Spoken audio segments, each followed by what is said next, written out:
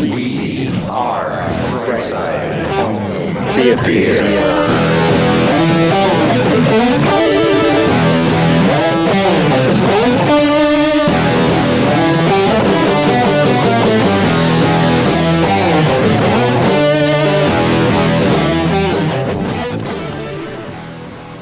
Hey, home theater nerds, welcome to the Brightside Home Theater Podcast. The Home Theater Podcast, it's all about the experiences, the sights. All alone this week. So, the sounds, the scenes, like the old days. I'm going to throw it in myself. Have to throw it in myself. Very lively chat going on. Thank you to everybody playing along, having a good time over there in the chat. We have Paul and we have Van, we have Steven, we have VJ, we have Dan, we have Steve George is in the chat. Yep, he has to be because poor Steve has no voice. He's got conjunctivitis, so he's all banged up. I don't mind the conjunctivitis. I don't think that's contagious through the screen. Still handsome as ever. He sent us pictures and I'm like, come on, buddy, look at you. But he can't talk. So, and sometimes, when guys like Steve and I can't talk, the world gets to rest. So Steve, take a rest. We'll pick up the slack this week for you, buddy. I can't wait to have you back. We've got a couple, what do we have? A couple of home theater, a couple of our experiences this week go hand in hand. So we'll be saving those for you for next week. And as you can see, John's not here either. So John's off and he's busy at work. He will be joining us, hopefully sooner rather than later. Otherwise, I'm going to just be going on myself here. And like I said, the people in the chat were keeping me heavily entertained before this. And so we have an interview coming up with, I sat down with Ralph for tweaks of the week. So we got that coming up and hopefully John will be here so we could talk about that as well.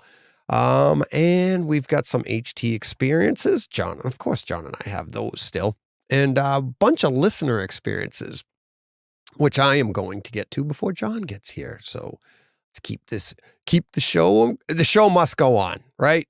Got to throw out a couple of cliches here and there.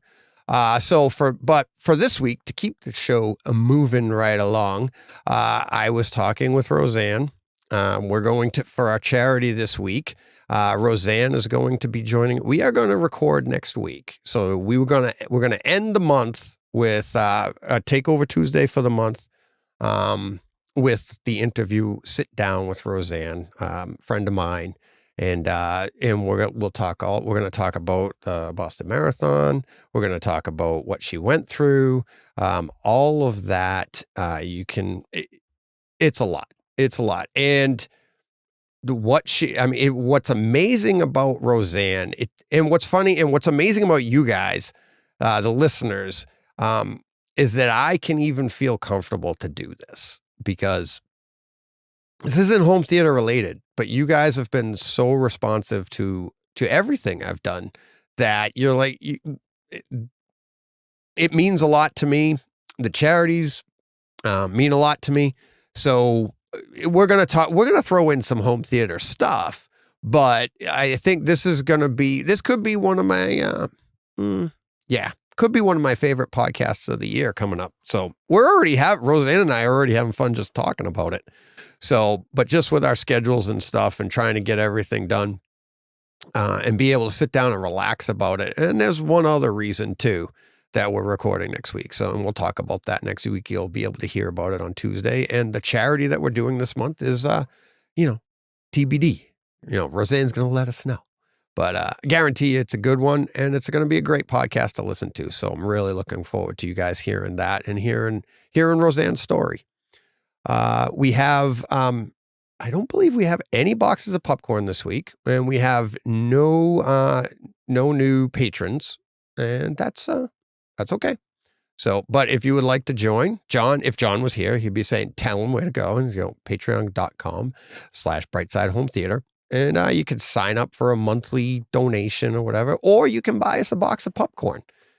You can go to the website, brightsidehometheater.com, and we have boxes of popcorn there. There's a 1 box of popcorn for $5, 2 boxes of popcorn for $10, or the 3 boxes is unlimited. You can give us as much as you want. And we really appreciate that, people buying us boxes of popcorn. And this month, it's 100% of the boxes of popcorn are going to the charity Roseann chooses.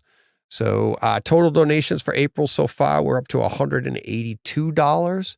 So I'd like to get that up there, get it, over 200, because then it's a true 50, and we've hit that a few times. So thank you very much to everybody that's donated. But yeah, so let's see, we're going to save that tweaks of the week. So let's see, let's get to our listener experiences, and we'll move along from there, and we'll move tweaks of the week to hopefully when John can join us. So, all right, let's get to the listener experiences.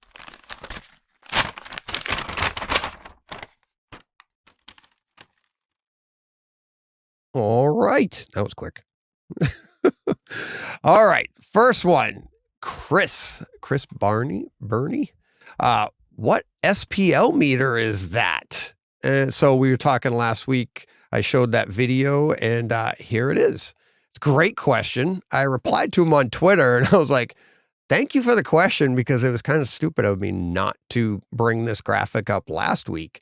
It's the Decibel X dB sound level meter, 4.6 ratings. I've been using it for quite a while. I don't know how long it's been around, but I've been using it for quite a while. I'm not paying for it. As you could see in the video last week, it's because it kept asking me, well, when I started the video, it asked me if I wanted to, pay. And I'm like, no, and you just keep clicking no.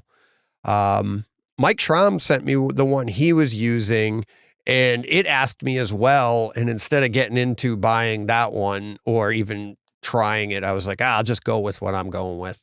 But yeah, they're all pretty good. They're all probably going to do the same thing. We're not looking for, dead on balls accuracy.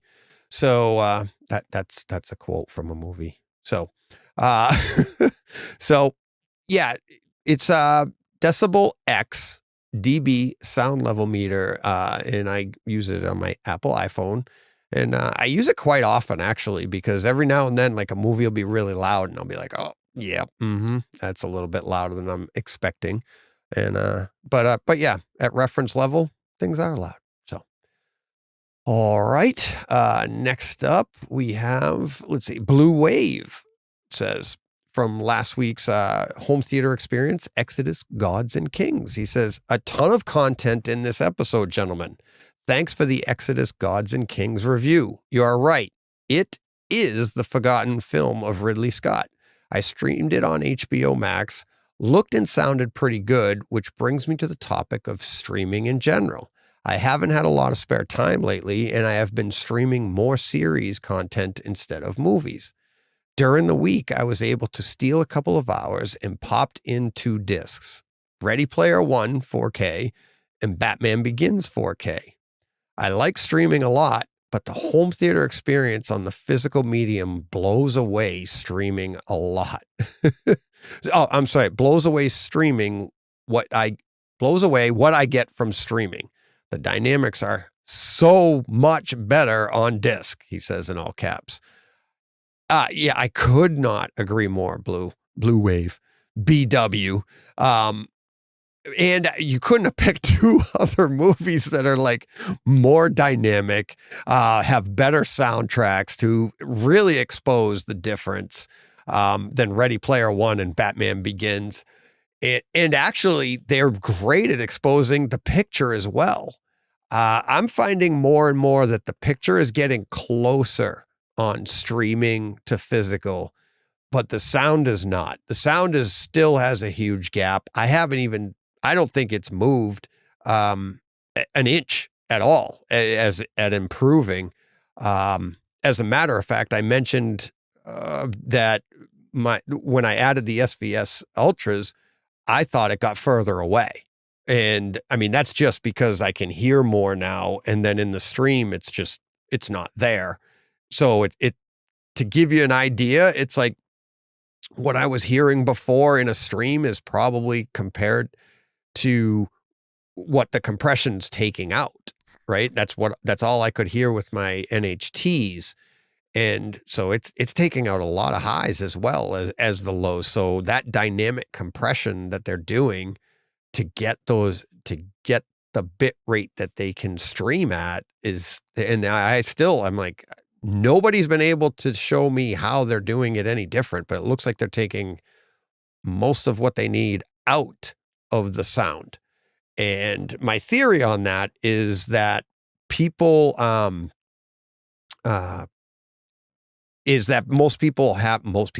everybody has a television, right? You're watching it on television when you're streaming.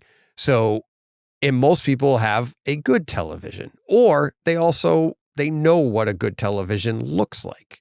So if you had poor image quality, everybody's going to notice that. So they're putting all their eggs into that basket, and it's only us that can really expose the difference in sound, because let's be honest, most people don't even have a sound bar. So if they're just listening to it through their regular television or iPhone, right, Steve? If they're just watching it through regular speakers, they don't care. So the majority of the population isn't concerned about the audio quality. And then the higher up you go with your system, the less of us there are. It's the more niche of a group we are. That's where we get to expose and see the difference in the sound. But Ready Player One, super dynamic picture as well. And when you watch that on a stream, there's so much detail that you miss. And then Batman Begins, that movie there, when we watch it on our systems, it's not as we wouldn't look at that picture and go, wow, that's a dynamic picture, because it's so dark throughout and it has such a tone to it throughout that it's almost monotone as your memory. But when you're watching it, there's so much detail. And in all those dark scenes and in everything that's in that movie, if you're not getting the best possible picture, you're going to lose so much. And that's why there's just so much detail in all of the darkness and everything throughout that movie that you're going to miss it when you compress the picture as well. So those two right there are huge. Now, get into, I love what Blue Wave did here. And he's talking about, like, he streams almost everything, right? Because that's what he has time for. So when you take in so much streaming in a row, go a week or 2 weeks before you put in a disc, that's when it's most noticeable, the difference between the two, especially to us. Anybody listening to watching this podcast, we all have a decent system that can see these differences. But when I find myself doing it as well, and it's like you get into especially back when we had, let's see. Oh, John says something here. John's telling me not to rush him. John's on his way, I think. But when you have, sorry about that, like The Last of Us, we were watching, and then John and I were also watching Carnival Row, and you get a bunch of stream shows in a row that you're watching, and then, you go days without watching anything physical, and then all of a sudden you put it in, and you're like, okay, that's the difference. And then by the same token, you watch a whole bunch of physical media, and then you go back to watching, you're like, all right, like right now, the only streaming show I'm keeping up with consistently is Mandalorian. And you go back to that and you're like, oh, that's right. It's not as loud. It's not as dynamic. And it is great for Disney Plus. Don't get me wrong. It is great. It's just not physical media, right? It's not as good. So, lots to do here. I love this comment because I've done it myself. But yeah, physical media is so much better. We're going to be talking more about that in a little bit too, coming up later on, physical media, because I think it might be making a big comeback. Not that it ever went anywhere, but I think that the studios and people and there's a sign coming up that we're going to talk about later. So yeah, fun stuff. All right, let's get to the next one here.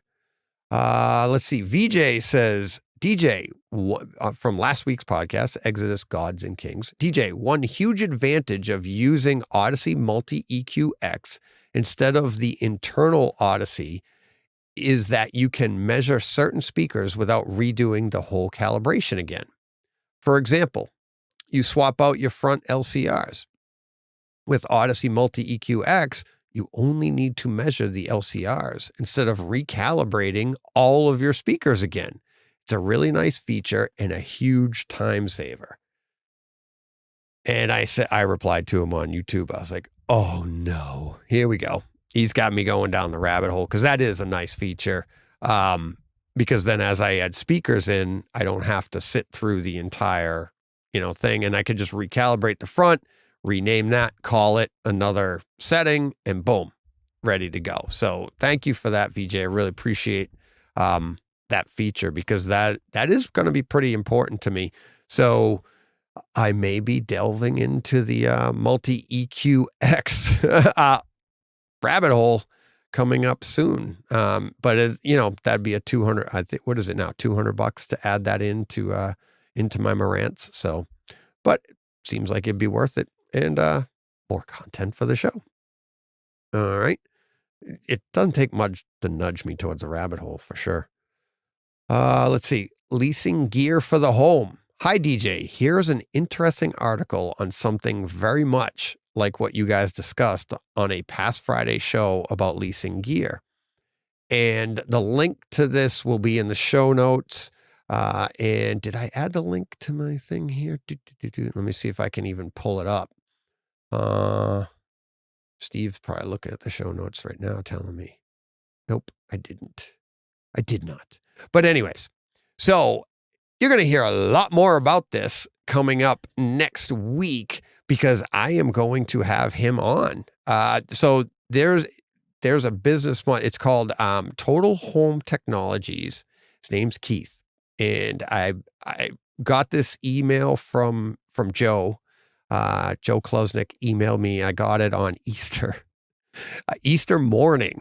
And I read the article. I was so excited about the article that after reading it, I wanted to talk to Keith. So I went to his website, and the only way to contact him was a phone call, or you can call him, according to the website, you can call him. He's a home theater installer. Okay. Or you can fill out the little form to contact them. So I filled out the form, told them who I was and what I wanted to do. And I was at, Sunday or Easter brunch with my wife's family. And I'm sitting there on my phone and I was like, all right. And he got back to me like that. I was like, on Easter morning, it was like 11:30 in the morning or something like that. And I was like, oh, wow, cool. So he got right back to me. And we talked on Monday, the day after Easter. I kind of was away from my phone all day on Sunday, had a great Easter. That was the only thing I did. And because I was so excited about it. But when you guys hear from this guy, this is next week's Takeover Tuesday. It's really interesting what he's done. Super passionate. And he's kind of answered a couple of problems that there are with home theater installation people, and just thinking outside of the box and doing a great job. Can't wait for you guys to hear that. Can't wait to sit down with him, and it's going to be a lot of fun. So that's coming up next Tuesday. So links in the show notes. It's you can go to www.cepro.com. And then if you want to, that's where the article is. And but yeah, it's Total Home Technologies. So check that out. And we'll be talking about it next week. Next up, we have WV Brew. It says, at Brightside HT, watched Moonfall and watched Nope. Both okay watches, but nothing great.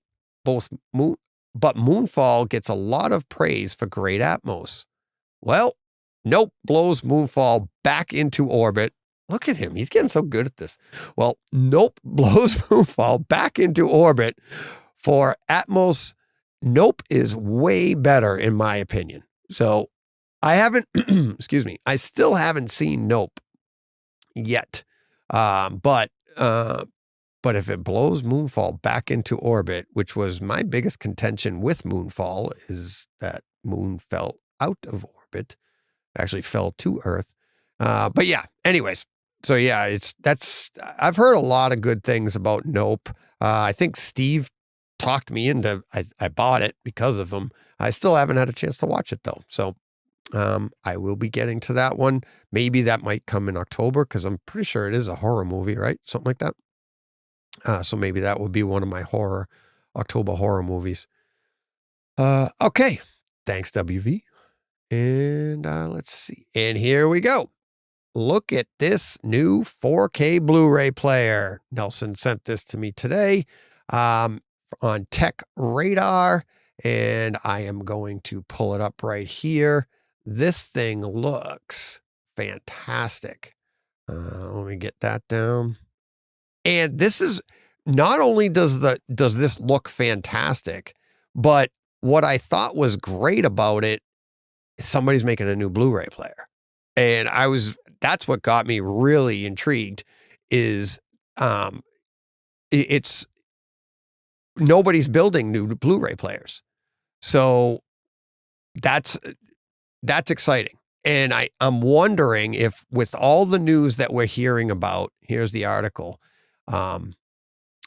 With all the news that we're hearing about, I'm wondering if maybe there's going to be a push that we're going to get new Blu-ray players from people. Like Blu-ray discs won't last forever, but this new beast of a 4K Blu-ray player might last forever. And I haven't had a chance to read the article. Have no idea how well it plays, how well it sounds, but it looks really cool.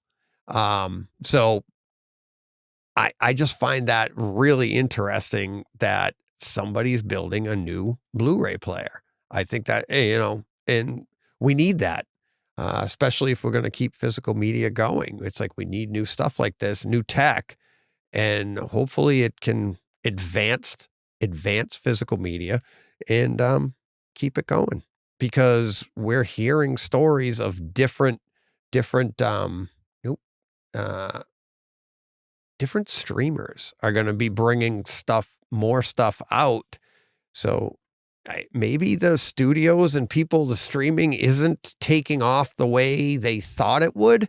I don't think it's doing poorly, but I think, well, I have a couple of thoughts that I'd love to talk to Steve and John about, but they're not here. So I'll just talk to myself and you guys. So here's the thing. Is physical media making a comeback because streaming didn't do as well as they wanted it to?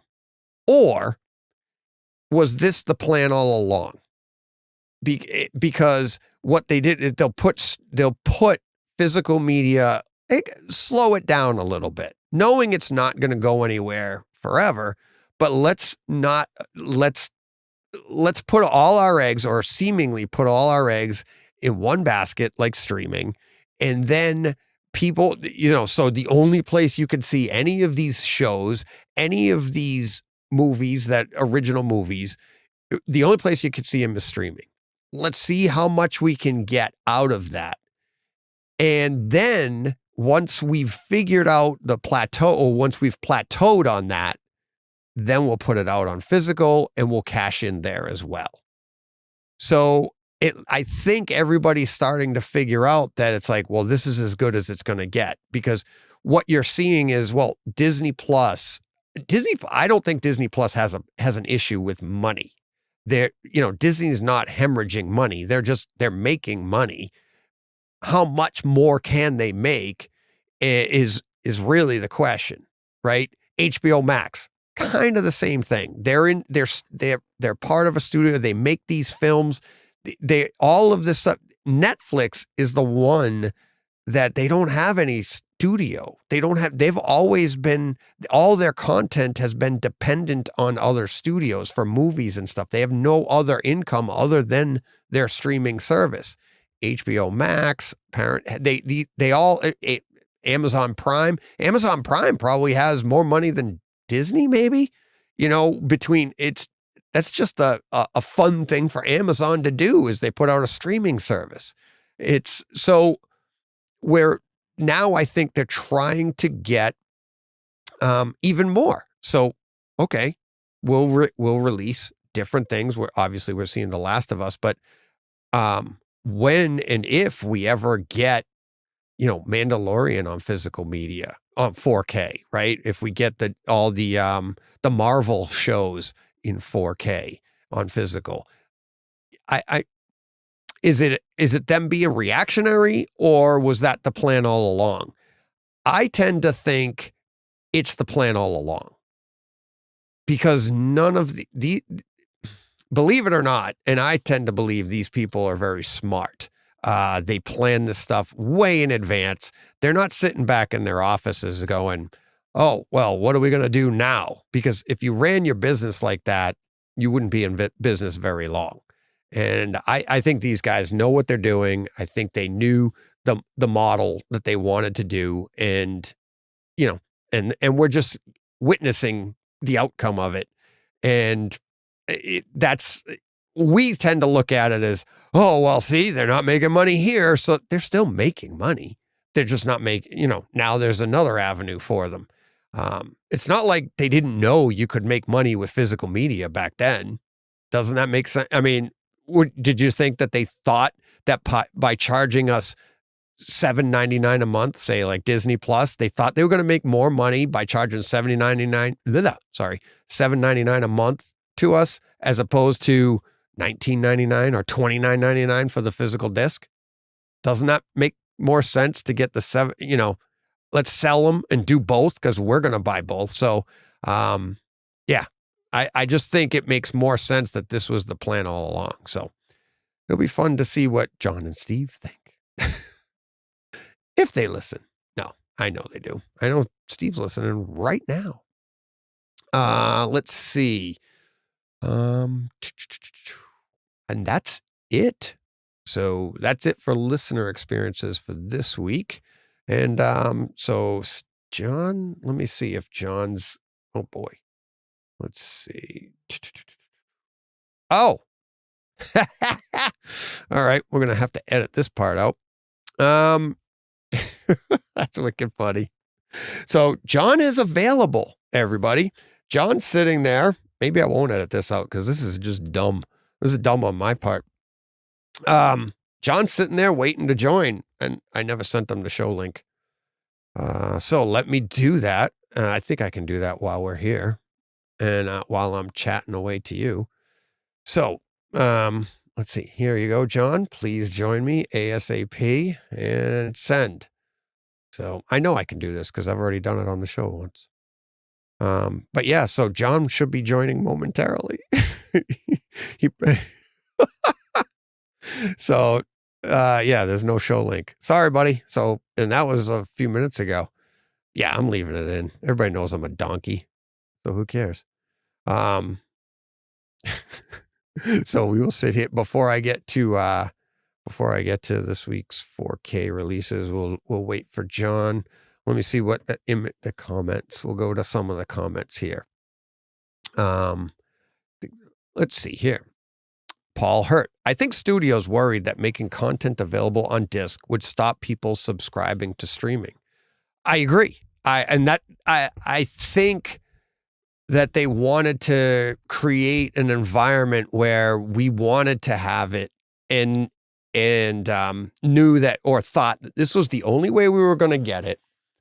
And so we would subscribe, right? Because there's a huge portion of our population, meaning the home theater people, that love to wait. They want to wait because they're not going to waste their time watching it on whatever. And thank God.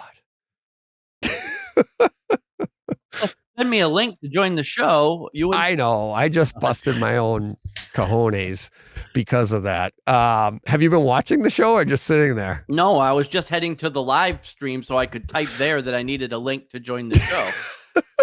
I just looked down. Last I saw from you was "Don't rush me, man." Yeah. So hey, everybody, John.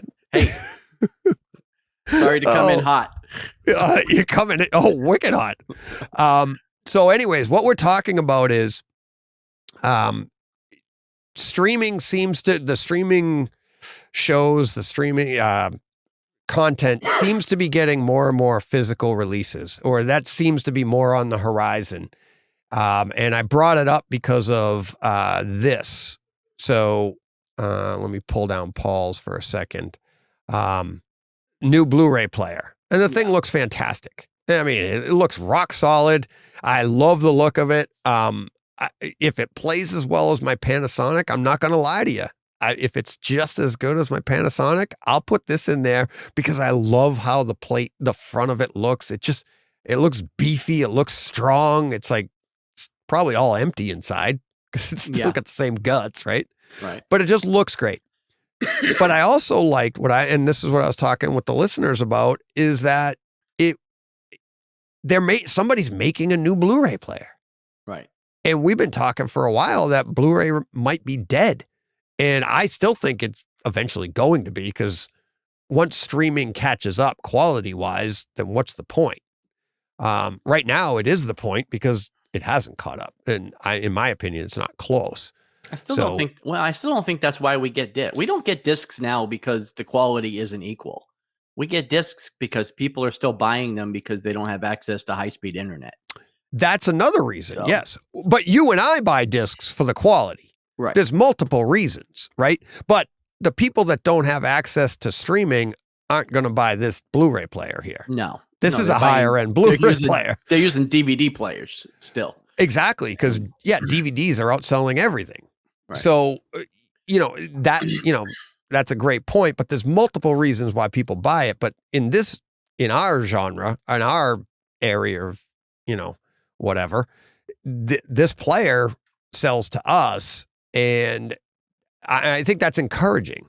So that led to the comment, or my comment of, is this something that was a plan all along?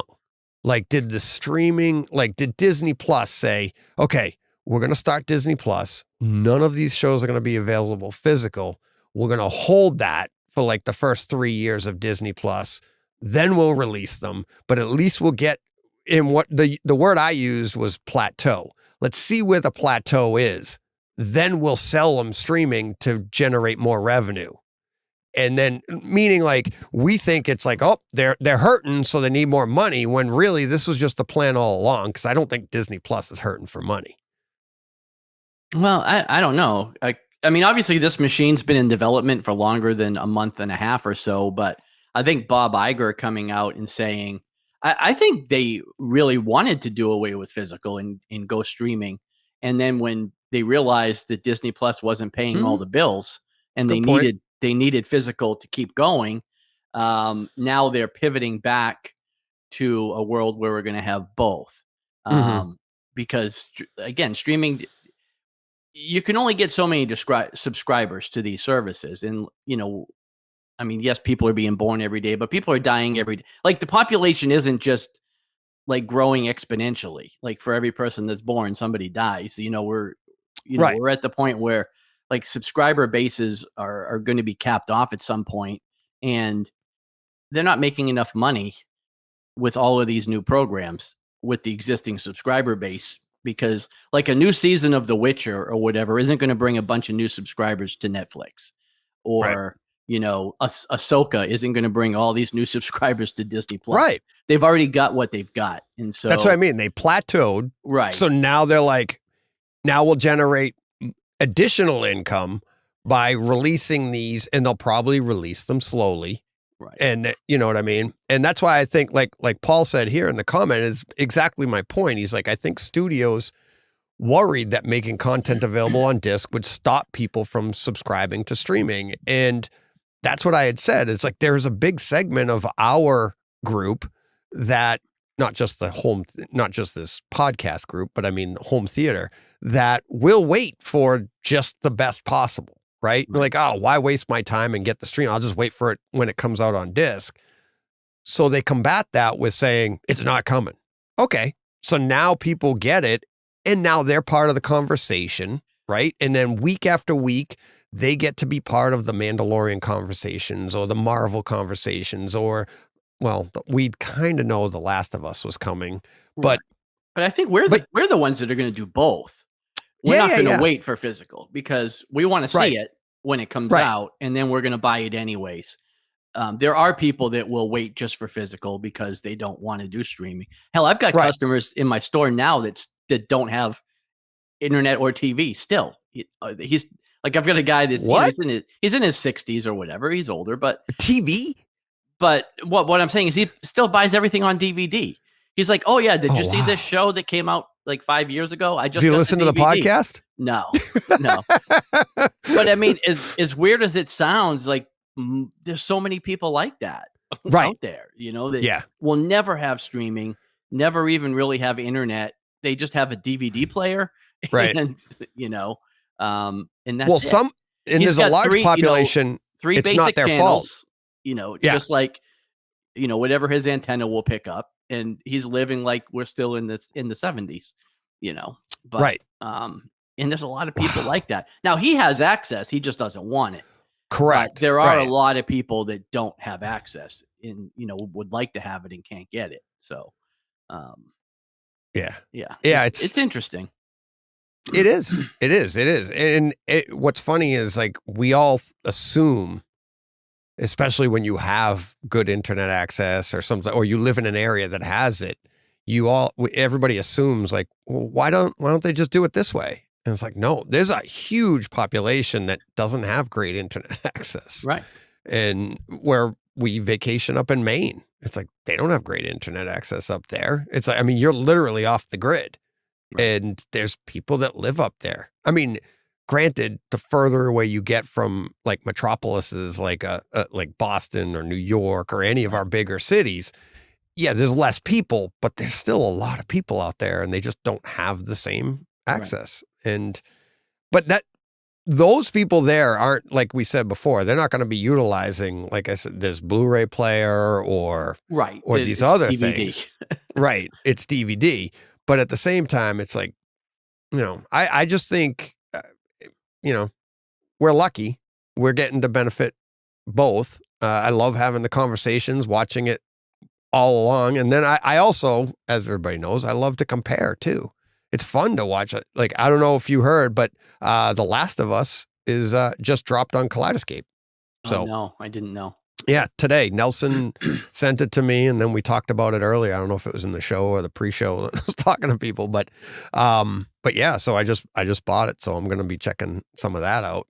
Yeah. Because that was a great home theater experience, even on HBO Max. Yeah, so. It should be so much better still with Kaleidescape.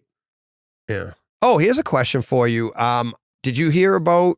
We talked about this earlier before you joined us, but did you hear about HBO and Discovery joining together for a new channel called Max? Oh yeah, that was announced months ago. Did the renaming though, Max? Yeah, I've known the name Max for a couple of months. Oh, really? Yeah. I hadn't heard of it. I saw the announcement today. Now, is that like no more HBO Max, or is that in addition to HBO Max? That I didn't. No, I think you'll only have the one option. Really? Yeah. Oh, wow. I don't know what the pricing is going to look like. Discovery Plus service, I think, is only like $4.99 a month. It's a relatively cheap service. So it'll probably just roll in pricing wise. Maybe it'll bump $1 or something. And this I don't know. I'm just speculating, but I would imagine they wouldn't raise the price too much because the majority of the people with HBO Max don't want Discovery Plus.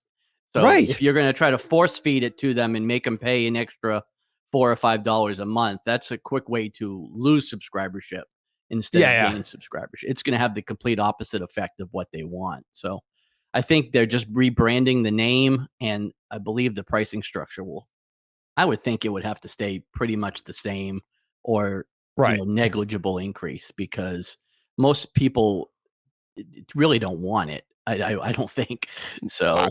Yeah, it's not like all of a sudden they're going to be like, you have Discovery Plus now. I'll be like, all right, no podcast this week. I'm too busy. Right. I'm like, I'm not going to be watching that. I don't. Right. It'll be another. As far as I'm concerned, isn't it just going to be like another notch inside of HBO Max that you'll be like, oh, okay, I can go. Well, there. yeah, it's probably just another channel or brand or something that's going Yeah. to be inside there. Yeah. But yeah, they did.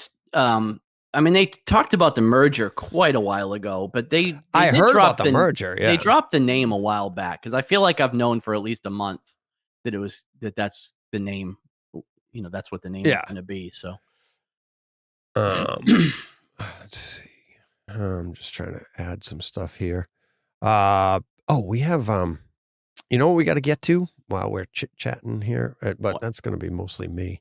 Well, we're still going to do.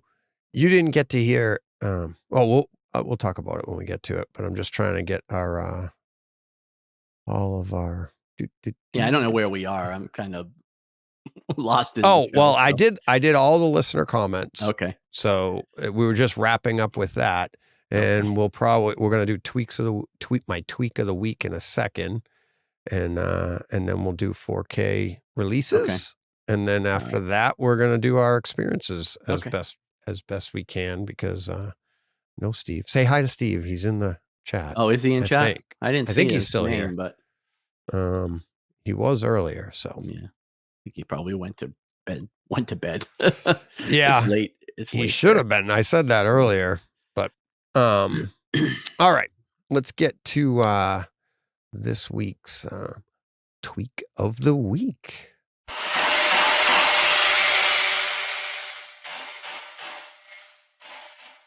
For this week's tweak of the week, I brought in an expert. So, Ralph, how you doing, buddy? What's up, DJ? Good, man. Oh, that's good. So, I texted you, really excited about this Roomie Remote. You know me, I can't sit still in my room, and you recommended this to me a while ago. I did. And I downloaded it, and so long ago, I don't even remember what package I have because you have to pay for it. I don't remember which version I have, but I just keep going back to it. It's fairly complicated, but it can't be this complicated. I've just got to be screwing stuff up. So just to let the listeners know, I'll show you everybody. Roomie Universal Remote. It's been around for a while, and you said you've been using it since like 2018, right? Right. That's right. And now, do you find it complicated or is it me? Well, I don't find it complicated, but that's not to say that, someone who you can be mean. I don't care. No, I mean, like someone who's transitioning into it, initially, it might be a little daunting. And there is a learning curve, but I don't think it's a steep one. It's pretty intuitive. It is. But here's where I have, I've gone off the rails, and I bought the what do you call it, the iTech IP2IR repeater. Okay, so that's do you have this in your system, an IR repeater that integrates into your Wi-Fi system or your network? Yes. Okay, because which one do you have? Yeah, I had it's made by Global Cache. That's the company that makes the one I have. Yeah, these various products that you use to convert signals that are sent over the network to IP for any devices you have, not IP, excuse me, IR. Any devices that you have that require infrared codes, you need a way to get those codes from IP or network to infrared, so that so that the remote can talk to your devices. So that's what that little Global Cache devices that you bought. I've used their Global Cache's GC products, and I recently switched from the GC100, which covered a bunch of had a bunch of different things on it that I really didn't need. And I only am down to the point now where I just have a few items in my system that I can't control over IP that require IR. So that's why I kind of scaled things back, because the GC100 it covered like 6. I could cover up to 12 or more products with it. I just didn't need that many. So decided to just pare it down and get one of the iTouch, the Global Cache iTouch products, which That's lot what I smaller. have right here. I have this Yeah, I red have one the right top. here. Yeah, that's the one that I have. Yeah. Okay. All right. Good. All right. We're going to do a lot of off-air talking now then. Sorry. Yeah. I can't get it to work. I can't get it to work.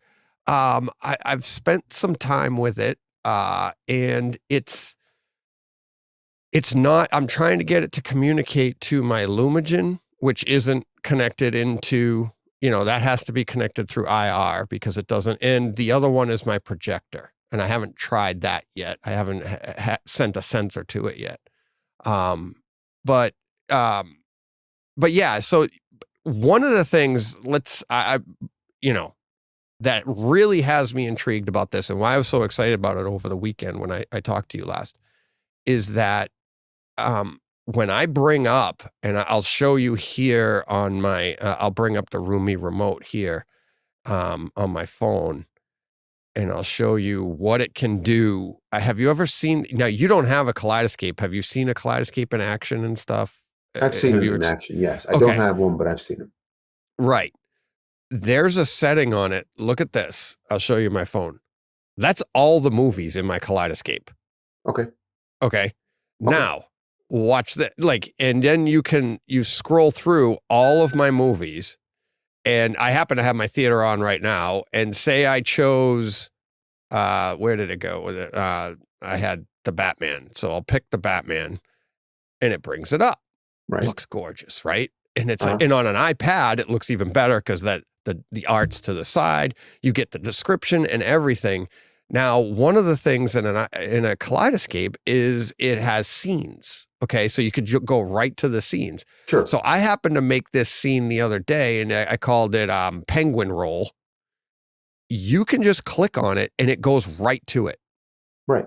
While I'm in the middle, I was in the middle of watching Ready Player One, and I'm messing with this. I click on Penguin Roll, and it just goes right. I mean, just like changing the channels on your television.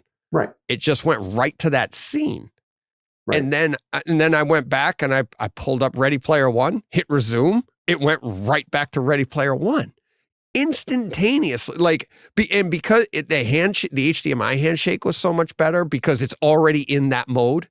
You know what I mean? It's not coming out, going to a menu and going back in. So everything was, so for me, I was like, oh my God. And you saw me when we talked, I was like, can you get on right now? Can we talk right now? I need to get this thing fully integrated because it's one, I got the Kaleidescape because I didn't want to get up and put my disc in and take that time because I love to jump scenes. Add this to my system, I just be in there go boink, boink, boink. I need to work that out. And I just had a little trouble. I'm having a little trouble with all of that. What trouble are you having? So basically getting that iTech system to work. I'm seeing my things that are already in the network, right? So like I could see obviously the Kaleidescape and stuff like that. But I just can't get that IR sender to work. And it's, but this, you'll have to walk me through what you're doing.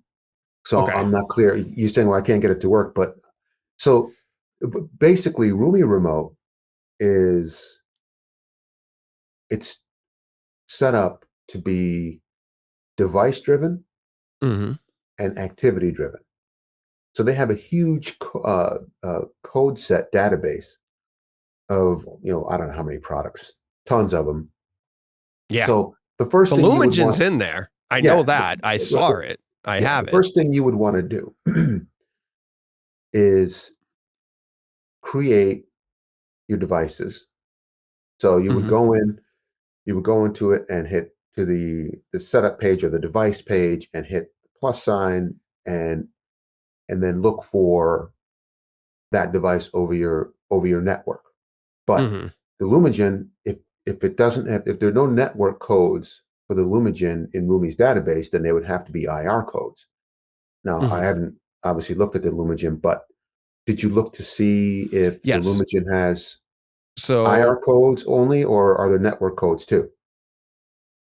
In other words, can you connect the Lumigen to your network?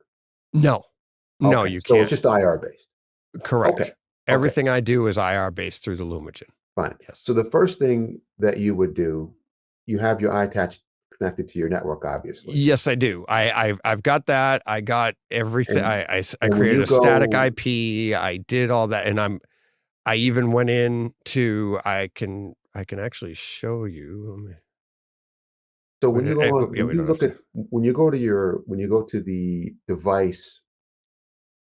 to the device page, and you hit the plus sign, it will then look at all the devices on your network, including the iTouch.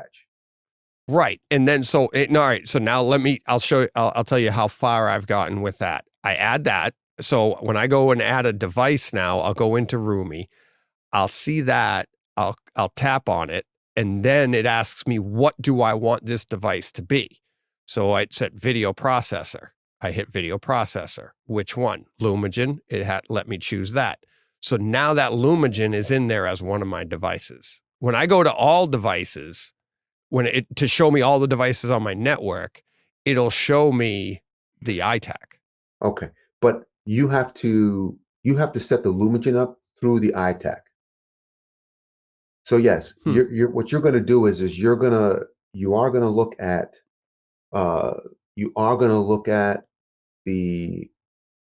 iTac. Hang on, pick your mind up here. So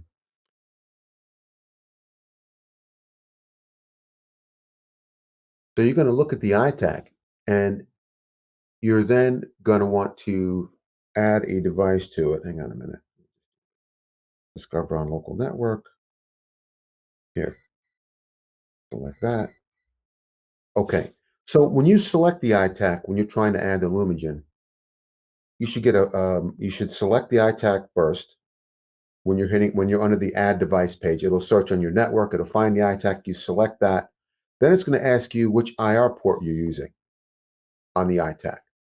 Right. And I chose one. Okay, you chose one. Then it will then ask you what type of device you are trying to add to it. And you said you selected video processor. Correct. And then you selected Lumigen. Right? Yes. Yes. Okay. And then what happens? Nothing. Like when I test now the Lumigen it is now considered a device. Okay, it's not it's not hitting the IR sensor isn't it's not working. Like it's not like I go to hit menu and nothing works. It didn't, it's not sending it. I'm wondering if it could be is there only one code set for the Lumigen? Because some devices have more than one code set. So there's only one code set, right? It says all models, and it doesn't, it's like I chose IR port 1, all models, and it doesn't even give me any choices. Okay. It just brings up, that's what I said. That's what I get when I, on the screen, it's just blank. Okay. Some devices require the signal to be sent multiple times with a single button press. There's like my Sony, I have two Sony, I have a Sony Blu-ray jukebox and a Sony DVD player. Okay. And when I set those up, there's an option in there that when you press a button, it sends the infrared signal. I think it's like 3 times. There's different settings. And it just the initial setting, it's the same thing. I don't get any response. Hang on a minute. Let me just see if I can tell you.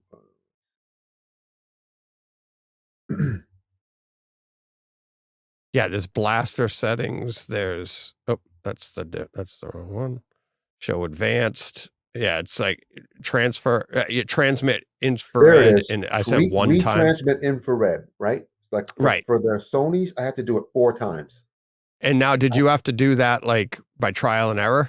It was a pain in the ass. Or it was a pain in the butt. Yeah, you can say that. Yeah. So I had to retransmit it. I had to, and I can't remember if I Googled it. I don't remember how I ended up finding out, but initially I was very Okay. frustrated because I'm like, this thing is not working. So That's what I wanted to hear, Ralph. That's Yeah. honestly, I mean, that makes me feel better because I'm like, that's how I'm starting to feel. And I'm like, at least there are some growing pains. We can get into a little bit more of this. I'll text you and we'll go over some stuff maybe later. We'll talk later off air.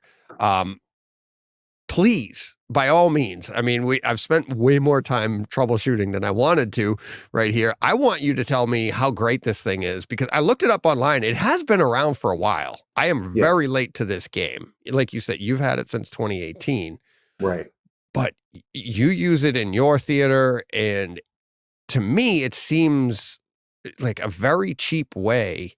And it's not super cheap, but you can add stuff to it. It does cost money, but you can. I mean, to me, it seems like a cheaper way. You could just buy an iPad, which is a few $100s, but have a fantastic remote system with it's that. insanely good, comprehensive, completely customizable.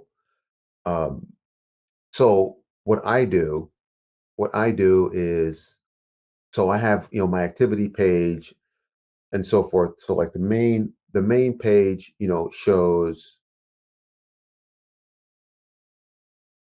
which display I'm using, whether I'm using the flat panel or I'm using the projector. So you can switch the system on. Of course, it'll turn everything on. And then from there, you have all your activities. So if I want to watch the Oppo Blu-ray player, if I want to watch the Panasonic Blu-ray player, if I'm watching TiVo, Apple TV, whichever activity I select, once you select it, it then brings up that activity page, and that's where I have it all customized. So on that page, I have the controls I have controls there not only for the player, but I've actually customized the setup of the remote so that in there I have the controls for my masking. I have the controls to switch the installation modes on the projector based on which screen I'm using. Any number. Yeah, It's let's completely remind the customizable. listeners, you have multiple screens. It's like the coolest system. You have multiple. You not only do you have masking, you have multiple screens. It's awesome. It's great. But yeah, so I can't, and most of my devices now are all controlled over IP. So I don't have to worry. And on top of that, what's nice too about Roomie is that you get feedback. So on my remote, when I am, watching something and I'm streaming a show on Netflix, there's a pop-up screen on the remote that shows a little picture of whichever episode or of whatever series or whatever movie you're watching. There's like a little picture of it, and it shows, a line of how much time is left. And I also get feedback from my AV processor that shows which mode I'm in, whether it's Dolby Atmos, what the volume setting is. All of that stuff's included. So it's, like I said, Wow. Yeah. It's pretty comprehensive. Very cool. Now, with a question I had is like you said, like on Netflix and stuff. Now, can you set Netflix as a thing to do? Watch Netflix, and then it'll hit all the things appropriately, or is that something within the Apple TV? You have to hit Apple TV and then just do it the normal way. Right. That's what I do. Apple TV, and then I don't know how you would tell a streaming device specifically to select a particular app, but once you're, so once you bring up the Apple TV, all the apps are listed, and then you would select, Amazon Prime or Apple or Netflix or whatever. Right. You can use this as a touchpad like an Apple remote, or you can use it with a directional. I mean, it's all on your screen there, and it's like, but you could slide around. You can you could choose either one on the fly in the remote. It's pretty cool. Yeah. It's pretty cool. I have one other question. I'm not sure if you know about this one. I know for cable TV and satellite TV, it has all of the guides. Mm-hmm. I don't have cable TV, but do you know if they have any kind of integration with like a Fubo or YouTube or any of the other streaming ones? I can't speak to those. I use TiVo, and it's fully set up for TiVo, so I can bring the guide up. I can see when I'm watching a program on whatever channel it's on, it'll tell you, just like I was telling you about, you get that feedback. So if I'm watching uh, the Yankee game or whatever, you'll see a little picture of the Yankee game and so forth, and it'll tell you obviously how much time has elapsed and so forth and so on. But I can't speak to the others. Okay, I'll have to try that out. But yeah, it seems fantastic. Can you? One more quick question. Can you integrate like individual buttons? Like, say here it says this. You see on the screen here, you have the play button. Could you hit the play button? Could you manipulate that to do multiple things, like hit play and then turn your lights down and stuff? Exactly what I do. So like here, yeah. So all this is done under the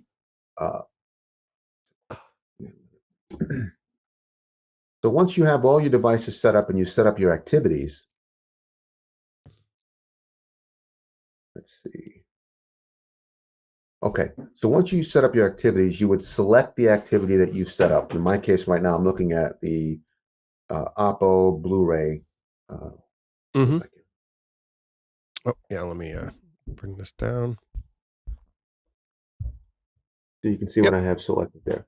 Okay. Yeah. So under setup and design. Yeah, okay. I can see it. Yeah, I can see it right so there. So setup would be to set it up to do whatever you wanted it to do in terms of when you select the activity, it would switch the input on your AV processor and turn the player on, open the drawer, whatever. But design is where you customize the page that now pops up to add other things. So that's going to be an important one for you, and we can talk about that later. But so in the design, that's where you would do it. So you would then, it'll give you a list of all the controls that is offered in their database, that particular product. You can then, like in this case, you would go to the play button, and you would then you can add a device to it. So in this case, add my Hue lights. The device would be like Hue lights, like I have. And you can then tell it what to do when you press play. In my case, when I press play, the lights go down and it closes the drawer on let's say the Oppo Blu-ray player, and it starts to play it. I have it set up too that when I hit pause during the movie, it'll turn like the light directly above me. It'll turn it up. I have lights around my platform. It'll just turn those on. So there's a glow. So if someone has to get up to use the bathroom or whatever, there's some light in the room, but all the lights don't come on at once. Something like that. There's an actual button on the Kaleidescape called intermission. Okay. Right. And the reason they have that is with the higher end, like Crestron or Control 4, you can integrate all of that stuff because it's all flagged within the Kaleidescape. This seems like a much cheaper way. This is the DIY guy being able to manipulate and get even closer to what is possible and you can do it like without a Kaleidescape. You can do all of this, but I can then now add that in. That's fantastic. Yeah, it's that's why I wanted to get you on. I wanted you to get me through this frustration and excited so I can power through this. Right. Yeah, I would certainly play around with the Lumagen in the number of times that it sends that, how many times it sends it. It's got to be something like that. Something like that. Okay. All right. Because like I said, it's like now I think the only other piece I have to do it with is the Sony, is the projector. The projector, because everything else is automatically integrated. I can't think of anything else really.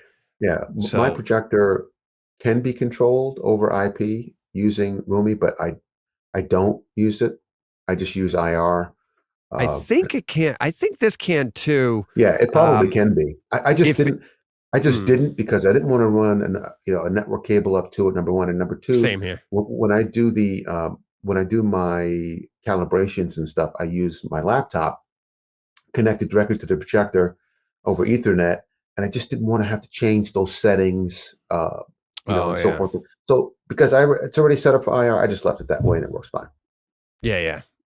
there is a way as well. I think you can like, I'm still using my Harmony, of course. Right. But there is a way to integrate the two of them, but they're not super compatible. But I've read some stuff that you can integrate them. But yeah, I just have to get a blaster into the room so that the Sony it can see, and that's super easy to do. So, right. Okay, that's awesome, Ralph. Thank you. We've already spent way longer than I asked you for, so thank you very much. What we're gonna work on this for a couple weeks, and then I'll probably have you back for a quick thank you, and we'll go over all the fun stuff we've come up with. yeah. It sounds good. Yeah, looking forward to it. Yeah, and like I said, you can hit me up offline or whatever with questions. Stuff like that. And I'm hoping that's the answer to your Lumagen problem. Me too. It has to be there's so many variables with stuff like this, and that's why I wanted you on to tell me how great this thing is, and then we just end up, it's a rabbit hole. That's home theater, right, buddy? That's it. All right. Thanks a lot. I really appreciate it, Ralph. Anytime, buddy. Anytime. Looking forward to talking to you again. All right. What'd you think of that conversation with Ralph? Oh, it was fantastic. Fantastic. Did you get to see it at all? No, I didn't. I was at the store. I know. I meant to send it to you ahead of time, you and Steve, and I got bogged down, and then I was like, oh, I'll just, whatever. But I'll catch it Friday with everyone else. Yeah. Well, it's there live now. You can go when we hang up, but the live stream's still available for people. That's true. You can see all my rambling that gets edited out. So yeah, the Roomie Remote. So if you watch, what Ralph and I just talked about, he kind of talked me down off the ledge. Okay. Which was fantastic because as I said, I'm like, he recommended it to me a long time ago, and I kept picking it up and trying it. And every time I'd make like a baby step forward and be like, okay, this looks good. Blah, blah, blah. But then as I said with Ralph, I'm like, I all of a sudden saw this feature that goes with the Kaleidescape, which was fantastic, is you can jump from scene to scene, and it's just like changing your channel in the Kaleidescape. Okay. So when to let you know what it is, it's like when I was watching, what was I? I was watching Ready Player One, and I'm sitting there and I start fooling around with it, and I see, there's all my movies, and I scroll to it, and I went to the Batman, and I'm like, I clicked on it, and it brought up everything that you'd see, like everything about, I could resume watching the Batman, I could start over watching the Batman, then it shows all the scenes underneath it. I was going to ask you that. Does it actually have chapters like a disc does on Kaleidescape? Because I've never asked that before. Yeah, it's all the same chapters that you would get on the disc. Okay. And then you also have scenes. Okay. And then when you go to those scenes, those are the ones that are edited. They're just like Kaleidescape, when you buy a movie, will give their favorite scenes. Their favorites, right? But then you can make your own, which I do, so that I can do my thing. So anyways, so you can go right to a scene, and I had just made a scene. I called it Penguin Roll, and it's just the clip of when the car starts rolling that Penguin's in, right? So it's just, it's literally like a 12-second scene. So I'm in the middle of watching Ready Player One, and I'm doing this, and then I was just like, so I just pushed on it. Boom. It just started right up. There's little to no handshake because it's already in, 4K, HDR, it's doing the whole 9 yards. Right. And so it just goes right to it. And then when it's over, you can hit play and resume. Or what I did is I just went back I can hit play and just keep playing the Batman. Or what I did is I just went back to Ready Player One and hit resume movie and went right back to my movie. So I'm like, oh my God, I've got to get this Roomie thing going. So it was a pain. And I was having trouble with it, so I reached out to Ralph, and I'm like, "Hey, can you jump on and we'll chat about it?" So we did, and that's what everybody just heard. Okay. And what he had said, and this is where now I've got you caught up. The listeners are like, "Yeah, I just saw that." But what he had suggested is, so this thing, Roomie Remote on your phone, it doesn't work through IR. Typically, because it does everything through the internet in your house. It does everything through the network. Okay. Right.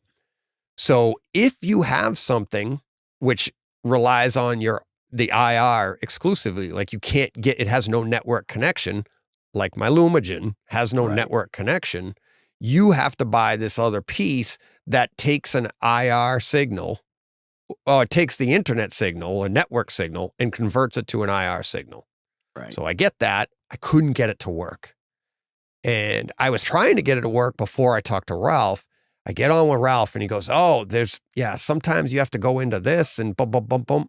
Literally what everybody just heard, 2 seconds after we stopped recording what we'd recorded, I texted him. I go, yep, 4 times, hit it 4 times and it works perfect. So I was like, okay, so I got the Lumagen working. I got my projector working. Same issue with that I had with the Lumagen. And now I'm just refining it. And I've talked to Ralph a bunch of times about it, and he's going to come back in a couple weeks and we'll talk about it again. But it's pretty cool.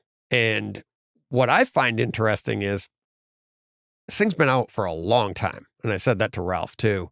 But nobody's talking about it right now, probably because it's been out for so long. And I had mentioned earlier that it reminds me a little bit of my experience with the Zapiti.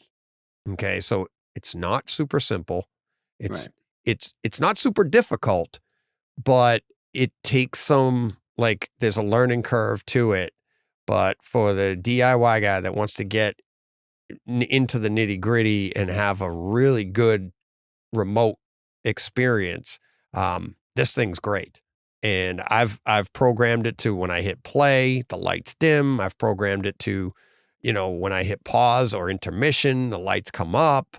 Right now I'm working on adding in the hue settings. That's a little bit more integrated a little bit more difficult than adding in to like the harmony, for instance. So, it's, but I'm having a lot of fun with it, and it seems to have a huge, I use it in all my other rooms as well.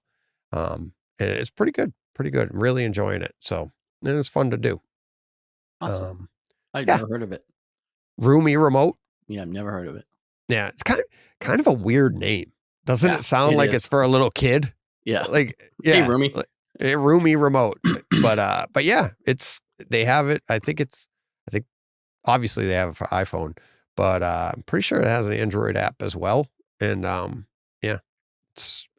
cool. It's been around for a while. Ralph's been using it since 2018, but I went on YouTube and I'm trying to get answers through YouTube videos and stuff, and they're all like 9 years old. Right. I was like, oh, okay, so this is a little outdated. Even the graphics they're showing, I'm like, this isn't the app I'm seeing. Right. It's evolved. Had a few updates since then. Yeah, exactly. So, but yeah, it's pretty good. Speaking of Roomie Remote or a remote, do you want to? I didn't make the sounder this week for the code word, but you know what it is. I do. Do I? Yeah, it was the same. I do. I know what. I was like, don't tell me. But I mean, am I just saying it? Like that's the. You got to now. Sounder? It's like, actually, you know what? Let me see if I can pull it up here. No. Why don't you just say it? We'll just keep going. It's Rosebud. There you go. Do you want to explain why? You know what? Why don't I just? Well, I feel like most people should know that aren't DJ.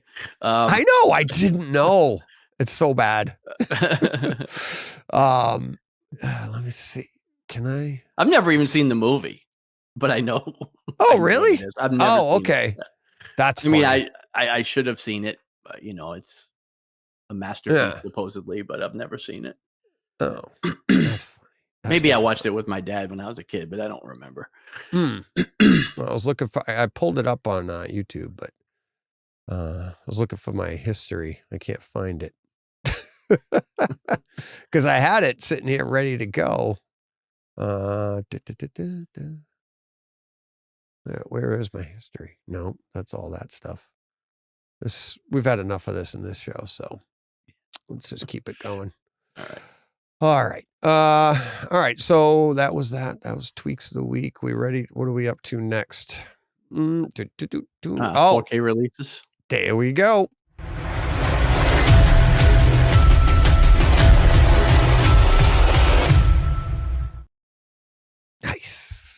Show's a little out of order today, but that's okay. Oh, did you get to listen to today's podcast with Greg? I've listened to most of it. I'm not finished with it. Well, I say most of it, about half of it, a little more than half of it. I think there's like 40 minutes left. Yeah. I was so excited for people to hear that one because it's such a contrast to most of our listeners, right? Like, because he's so young, he's so new, and I loved when I'm like, so what kind of speakers are you thinking of? And he's like, I like these ones, like got nice rounded edges on them and stuff. And I'm like, and I'm not making fun of him. He knows that. I mean, he knows that. He's probably in the chat, but that's what we were like. Right? Like, why did we buy the certain speaker? We bought car speakers because of the color of the woofer, and then it got buried underneath the grill. Right. Right. Not because of performance. It wasn't anything like that. And just like I was saying earlier about that Blu-ray player, I'm like, look how awesome that looks. Like, it's a big empty box. It's a big, yeah, exactly. You put an extra large metal looking plate, make it look brushed aluminum, and you're like, throw a 10-pound weight in there, and you'd be like, this is a badass Blu-ray player. Yeah. Like, no, it's not. Todd tweeted out about an FM player for your system, right? And really? These things. Oh yeah, he tweeted it. I retweeted it. I go, I didn't even think I wanted an FM player in my system. Right, but now probably I don't. But now this thing looks so cool, I want it. Right. So we do still do that, but it's going to be fun going through Greg's history and like watching it, because that's where we were. Every time you go for a holiday, there's gonna be some new piece of equipment. Yeah. He'll be dying to show you because you're you. Because I know exactly. Yeah, I'll probably be the one giving it to him, though. Well, that's true too. You'll know all because you'll have a new piece of equipment, and so he will have a new piece of equipment. but I mean, I've got equipment all over the place because all my kids have pieces of stuff I've bought and don't use anymore.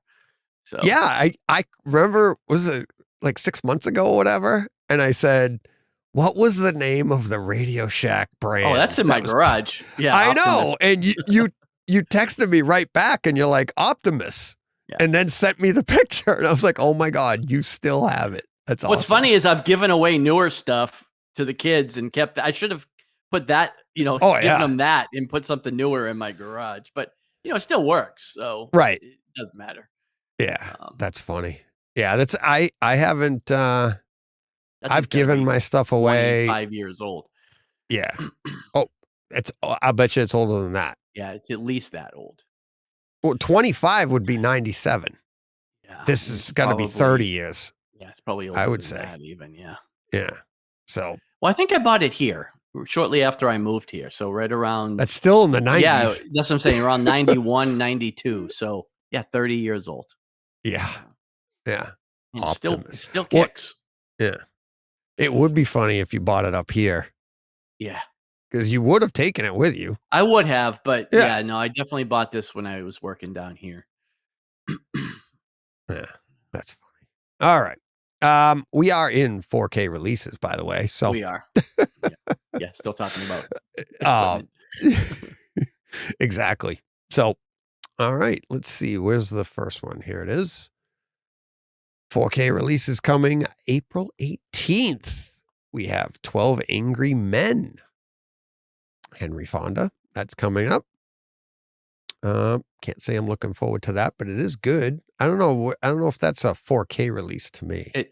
I would say it says 4K on the box. No, I know, but I don't know if it's word like, do I need to see that? But it might be the same as Psycho or anything else. It's a true black and white movie. Yeah. I've seen the remake. I've never actually seen this version. But I mean, it's a great story. It's a really good movie. Yeah. Yep. We also have Serpico. Yep. Serpico coming. That one I will probably get at some point. Yeah. This next one, Rebel Without a Cause, James Dean. So I bought it. I already have it. Oh, you already have it? Yeah, I bought it on, and it's, I mean, honestly, you know what's funny? I've never seen it, Yeah. but I'm dying to see it now. It's sitting, on my Kaleidescape right now, ready for me to watch it because they used the same art as this cover here that I'm showing on YouTube, and it's with the red jacket, and he's looking over his shoulder. And pretty much any guy from the 50s into the 60s, this is the haircut they had.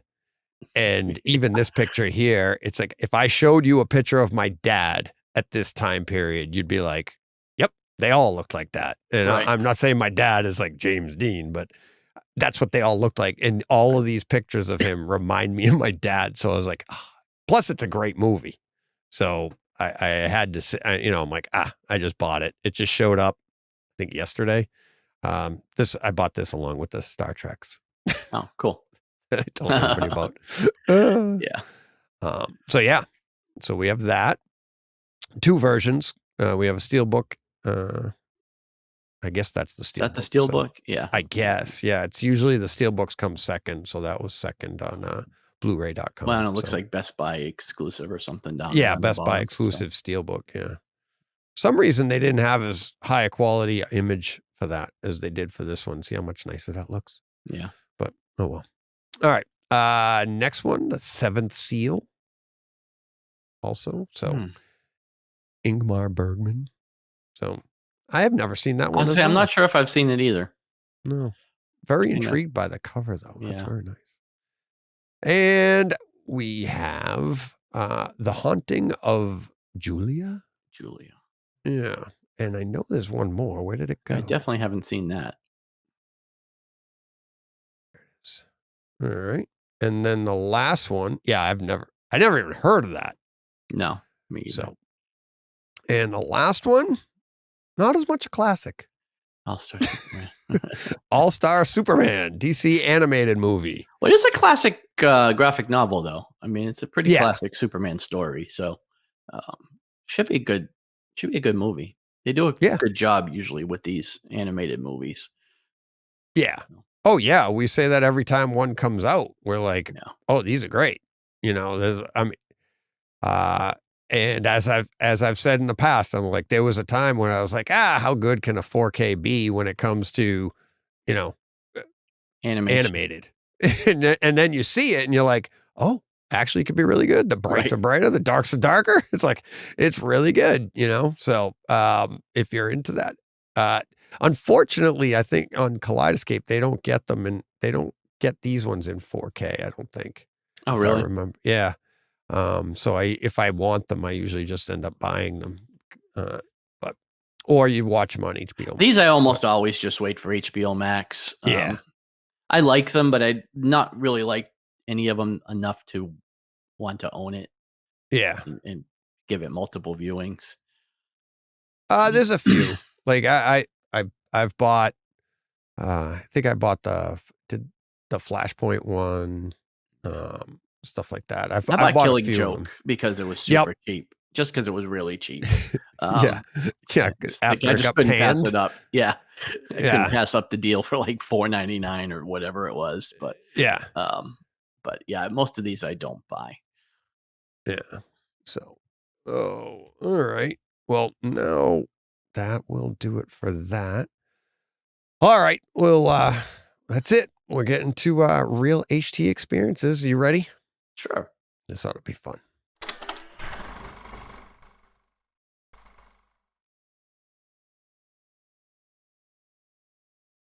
All right. Oh, that didn't help at all. So the way I have these labeled here, I have no idea what's what and whose is whose. Okay. I'm just expecting to go through the show, but I know you have this first. So yeah. So Bram Stoker's Dracula, 4K disc, Dolby Atmos, HDR. I hadn't seen this movie probably since it came out, like in the early 90s. And I really have never remembered looking back very fondly on it. I don't think I liked it a whole lot. But I've heard so many times how great the disc was. And so I bought it recently and threw it in the other day to watch it. Still really disliked the movie. I know this is very highly regarded by some as being like a masterpiece. I don't see it. I don't like this movie at all. That being said, it is fantastic for the home theater experience. Yes. Like the Atmos is really, really good. So many atmospheric effects, in this movie. I mean, it's pretty much just like it is the 1939 Dracula remade, like almost story point for story point. It's the exact same movie, just told, in an updated, obviously updated, but yeah, it's a great experience. It looks great. I mean, it's a little grainy, but it's supposed to be. It's a 30-year-old movie. But the HDR, I thought it looked fantastic, and I thought it sounded great.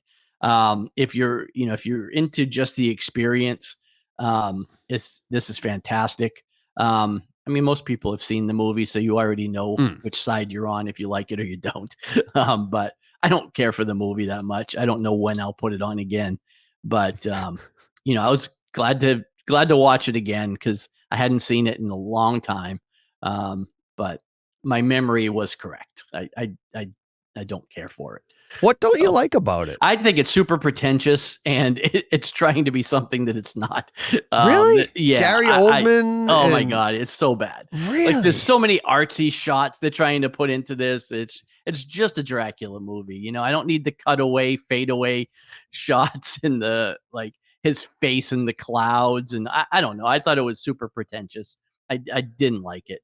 Gary Oldman is great. He always is. Keanu Reeves definitely isn't the right choice for this movie, but he was, kind of on the rise when this movie came out. And so, it was a vehicle for him. But yeah, I just don't like it. I think it's very pretentious. I just think it's trying way too hard to be artsy, and it's not. It's just a vampire movie. So Oh, see, I really liked it. I love that whole thing. And you're right. I mean, the 4K on it, the detail that you get in all those shadows. Oh yeah, it's great. It's fantastic. Yeah, that's surprising. Yeah, I'm like, I just don't care for it. I didn't, and they did rewrite. They rewrote some pieces of it with really no explanation and no real reason why. Like they just wanted Gary Oldman to meet Winona Ryder in the middle of the daytime for some reason. So they just have one line that says, "Oh, vampires can walk during the day," and it's like, there they are. He's walking around in the daytime, and it's like, that's not what happens really. And, I don't know. It just was weird. Like that's funny. So what made you get it I mean, just because I've heard, it doesn't sound like you're even on the fence. You hate it. No, I don't like it. Yeah, I don't like it. But I had heard what a great 4K disc it was. And I've spent more money on worse things. It was $8.99 or something on sale, or $9.99. I mean, it was super cheap. And I really hadn't seen it for a long time. So I was like, I don't think I liked it, but maybe I'm wrong. Maybe I'll give it another, I'll give things a second chance if enough people like it or say that it's good. Right. And so I gave it another chance, and I'm not happy to say I didn't like it because I really wanted to like it so I could keep watching it. And, but I did enjoy like I said, I really enjoyed the home theater pieces of it. I thought it was really, really well done, and it sounded great, looked great. So, all right. Yeah. All right. Well, that's fair. Good for you. Good for you. You hear a story and you hear it's like, you don't like the movie, but it's going to make your home theater go boom. It did. Yep. And it did. And there I you like go. that. That's so funny. And I'm just picturing, because I know how you are. So I'm just picturing you sitting there going, all right, this is really cool, but man, this is tough. Yeah. My wife and I kept looking at each other, and it's like, ugh. That's funny. Yeah. That's wicked funny. So, all right. Well, now, I mean, here we go. All right. I can't. I wish I could hear what Steve had to say about this, but Steve can't even. Oh speak. man, I pre-gamed with Steve on this. You don't know that because it was in a private text. Oh, you're private from me. Yeah, because we were just DJ. gonna go. We were gonna go to town on this. No, he texted me. I didn't even realize we weren't in the group chat. He just sent me a text randomly, and I think to ask me about Fearless, which we'll talk about next week. And then we got going. I was like, man, I cannot wait to talk about the Mandalorian with you on the show on Wednesday. Right. And, we went off a little bit on that, but he's not here, unfortunately. So no. 'cause I have a feeling you and I are on opposite sides of the spectrum on this. Well, yeah, because I enjoyed the stories that we were being told before the week before this, and I enjoyed this one. I think they're fun. I'm having fun with it. It's like, and the whole time I'm watching, going, oh, here we go. I'm like, you and Steve are like, what does this have to do? I'm like, so the week before, you like brought you back. Before? Yeah, it brought me back before, a little bit. how it brought what we were saying, and we all three of us said it on the podcast. Or no, you weren't here. That's right. Yeah, I was saying I didn't talk about the it. week before at all. Right. So Steve and I had said the week before that episode encapsulated and showed you how every story they've been telling you about has something to do, it's all coming together. And what I said to Steve is, what I think is funny is that what people have been asking for is, let's get out of the Skywalker saga. Let's see how vast this galaxy is. And here we have this story, the Mandalorian, this character. He's actually, whoever the Mandalorian is that they're talking about, it's like this story is showing us how vast the galaxy is, how much is really going on. And they're doing it in these different episodes. And then when they do that, everybody goes, there's no cohesion here. What's going on? And it's like, can't you just stick to a story? So then the 1 week, it's apparently the most popular week where they show it all. Everybody's like, now we get it. And then a week later, I don't even remember what happened 2 weeks ago, to be honest with you. I'm trying why to you picture, can't see the cohesion. Well, I'm trying to picture what you're talking about, and I can't even remember what happened. So that was the one where they rescued. No, that wasn't the one where they had to rescue the kid from the birds, right? That was the week before that. That was the week before that. Yeah, and it was. Yeah, I'm blending them all together too. 2 weeks ago? I don't know. I can't remember. I can't remember specifics. I just know that it was like that episode showed you how everything is coming together. Right. Like all of like they referenced all the other episodes, and it basically brought some cohesion. Yeah. To it. I remember. It's when they're trying to turn Grogu into a little Mandalorian.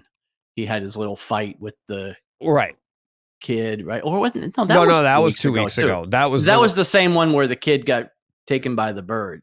Yeah, in the nest. Yeah, I don't know. But anyways, so now here we are, episode 6, right?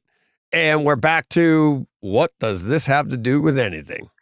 It's not even that, for me, to be honest with you. Like, I haven't actively disliked the show. I haven't loved it. I've been pretty apathetic towards it for the whole season, honestly. Like, it's just kind of been there, and I've just been there with it. Like, just not really loving it, not really hating it. This episode actively just made me angry. Like, I don't know. It's almost like everybody drew straws to see who could have a guest star, a guest appearance on this episode. Like, we have all these random guest stars. I don't even want to say cameos because they were more than cameos. Like, these 3 actors all had significant roles in the episode. So they were definitely guest stars. But I was like, why are these people here? We need to change the name of the show to The Mandalorians with an S, because Din Djarin is the secondary character in his own show. It's not even about him, really. It's more about Bo-Katan than anybody, and it should be the Mandalorians, because now we're just focusing on them as a race and what they're doing as a tribe to survive. But it's not about Din Djarin anymore. Grogu is just a prop to be like sat on somebody's lap and fed fish. He has no purpose to the entire show. Like, he's redundant, not redundant, but he's just irrelevant to anything. Like he has no reason for being. And the whole thing at the end, I don't want to spoil it too much because I know there's some people that probably haven't seen it, but the way it ended with, I guess with Bo-Katan and Din Djarin, you know what I'm talking about, but I don't want to spoil it. But that was such a cop out. It was like such the laziest way to make that happen in the show. It's like, oh, you saved my life, so I guess that means you can have this. And it's like, so stupid. Like it was so stupid because it completely goes against the lore of how that. I'm spoiling it. I'm trying not to spoil it, but it goes against the established lore of how that transfer of possession is supposed to happen. No spoilers, please. I'm only up to episode 3. And he goes, Paul, I'm sorry. And he goes, I'll mute the audio until you move on. Okay. But you're trying not to spoil. But if you know the story, it is kind of. But it's just. But anyways, I just regardless, was actively angry. It had nothing to do with the fact that the episode, seemed to be again just another side quest or whatever. That's fine. Like I have kind of resigned myself to the fact that that's the way this season is playing out. Even though we have 2 episodes left, and I really kind of expect them to pull it tighter together for the for the ending. But I don't know. It's just like, why do we have Lizzo and Jack Black and freaking Iggy from Taxi? Like, why are they here? and why are they all 3 in the same episode? Like it was just like jumping. I told Steve, it's like, this is where we jumped the shark with the Mandalorian. I just felt like this episode was such a gimmick laden festival of ridiculousness. Like, I don't know what was going on. And I was really angry. I was really angry. I know. Really, like, do you not have fun? I thought it was fun. I thought it was funny. I thought they were like, I think you also have to keep in mind they're doing this for kids too. I know that. We're in our 50s, John. Let it go. Have fun with it. It's like, you do it, you're like, Grogu, he's nothing, he's a prop, he's this. It's for kids. At least it's not Jar Jar. Yeah, well, Jar Jar had more to do. But we hated it. Yeah, but he did stuff at least, Yeah, but this guy, he doesn't do anything. He just Nope. But you know what's going to be... Helps Lizzo cheat at shuffleboard or whatever they were doing, right? And there you go with spoilers again. I mean, that's a spoiler. Sorry. No, but here's the thing. Yeah, you're right. But imagine as this progresses, as other shows come about at other time periods, we get to see Grogu as an adult. And it'll be fun to go back and forth and know, like, oh, I remember when he was just a baby at 50 years old or whatever he is, right? It's like, you're forgiving on some lack of details, but then you like, I don't know. It just really rubbed me the wrong way. I know. And my favorite is, and you're not the only one, my favorite is when people get all into like, that's the lore. That's how they give it to, well, we didn't know. So yeah, they can do that. It's like, you're like, well, they got to do it more creatively. Like, how? And then if they do it more creatively and it's a 12-episode season, people get mad because it's too long. But then they give it to you really quickly and they go, here's some new lore. Oh, really?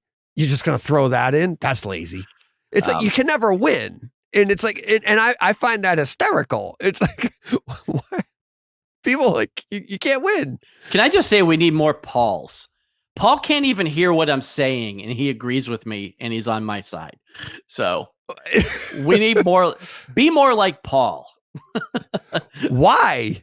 Because it reinforces what I'm saying. Does it hurt your feelings that I don't like your side? Oh no, you don't bother me at all. Then why do you need more Paul? I don't need more people like me. I like me, and I like my opinion. I don't need people to agree with me. I expect you to disagree with me, otherwise you wouldn't be you. But Chris Brown this season has been a disappointment. Well, and you know what's funny? I've heard a lot of people say that. And you know why it's a disappointment? The first two was so good. Yeah. And like we said before, first one was fantastic. But I think one of the and you know why the first one was fantastic? I don't even think this is a thing to think. I think this is a fact. The reason season 1 was fantastic, in my opinion, it's a fact. Here it is. There were no expectations. Right. There was no such thing as the Mandalorian. So we just had a story based on where Boba Fett's armor came from. Right. And so we were all in. So how can you be disappointed when you had no expectations? Then season 2 comes along. And to be fair, and you and I have said this, season 2 was trucking along. It was good, but it wasn't as good as 1. I was going to say, we look back on season 2 as being great. And because reality, of the ending. It wasn't right. It wasn't that good. It just had that killer ending. Oh my God. The whole that we've watched over and over. Yeah, it right? was made in like the last 10 minutes. Exactly. Which is a great home theater experience as well, which I've watched had some ups over and downs. It was better than season 3, but it definitely was It wasn't as good as the first season. Now, what do we say all the time? In Filoni, in Favreau, we trust. Right. And Steve said it last week. I go, oh, your faith's been renewed. Yes. And then this week's comes out. Faith gone. Well, and I don't even he didn't even really get into his opinions on it. I just kind of gave him a few of mine. Right. I don't know what he thought about it. Yeah.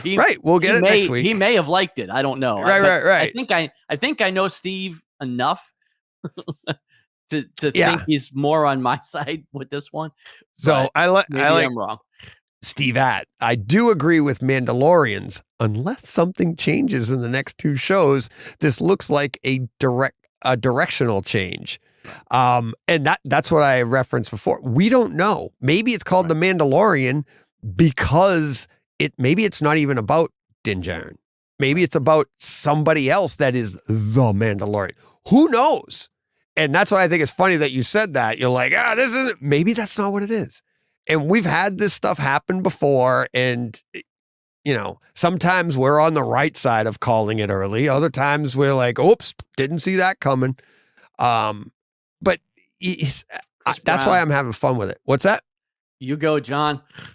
I'm just looking at all the positive encouragement there. There you go. The positive encouragement of your negativity. He's right. Just keep pushing that negativity. But on the bright side. Right. Hey, welcome to the Bright Side Chat, where John is going to take us into the sewer. That's right. Oh, it's a good thing this is PG, because I'd really go off. Oh, I know. Anyway, that's all I have to say about that. And that's all. And then there's that. Yeah. No, I'm like I said, I'm enjoying it. It is a good home. This one here is a great home theater experience. It's very dynamic picture.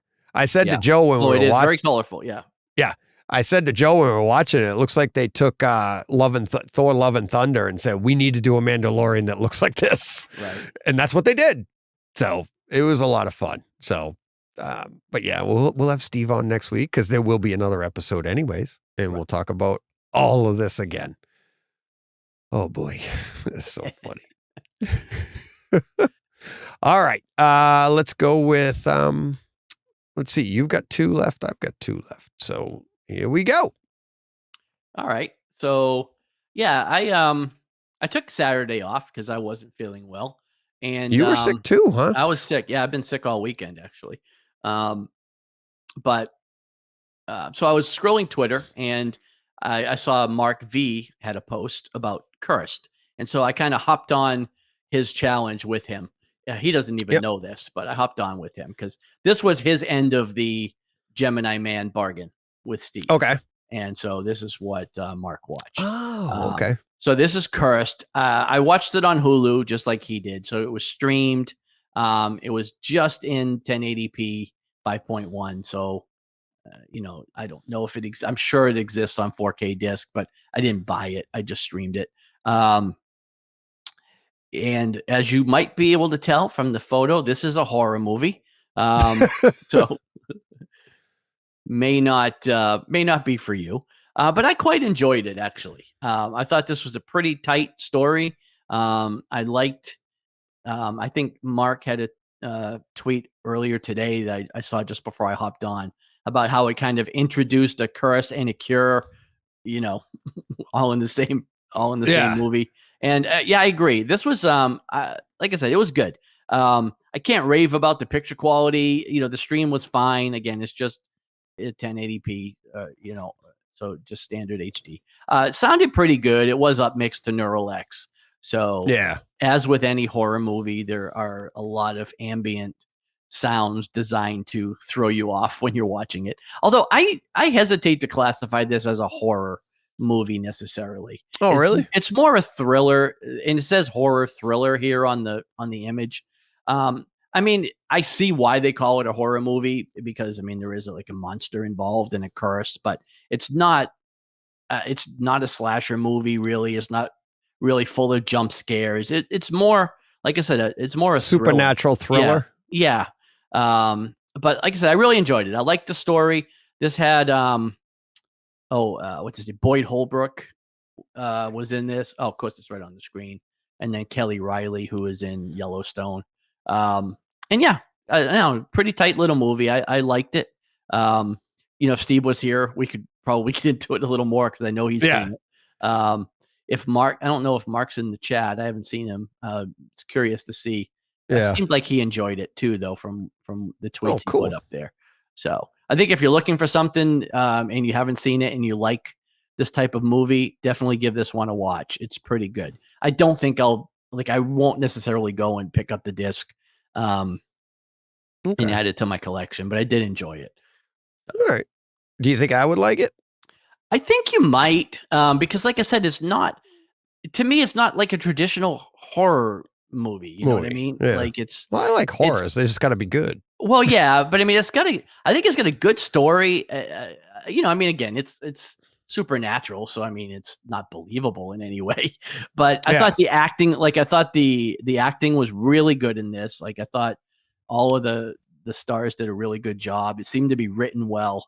And yeah, it had a decent idea behind it.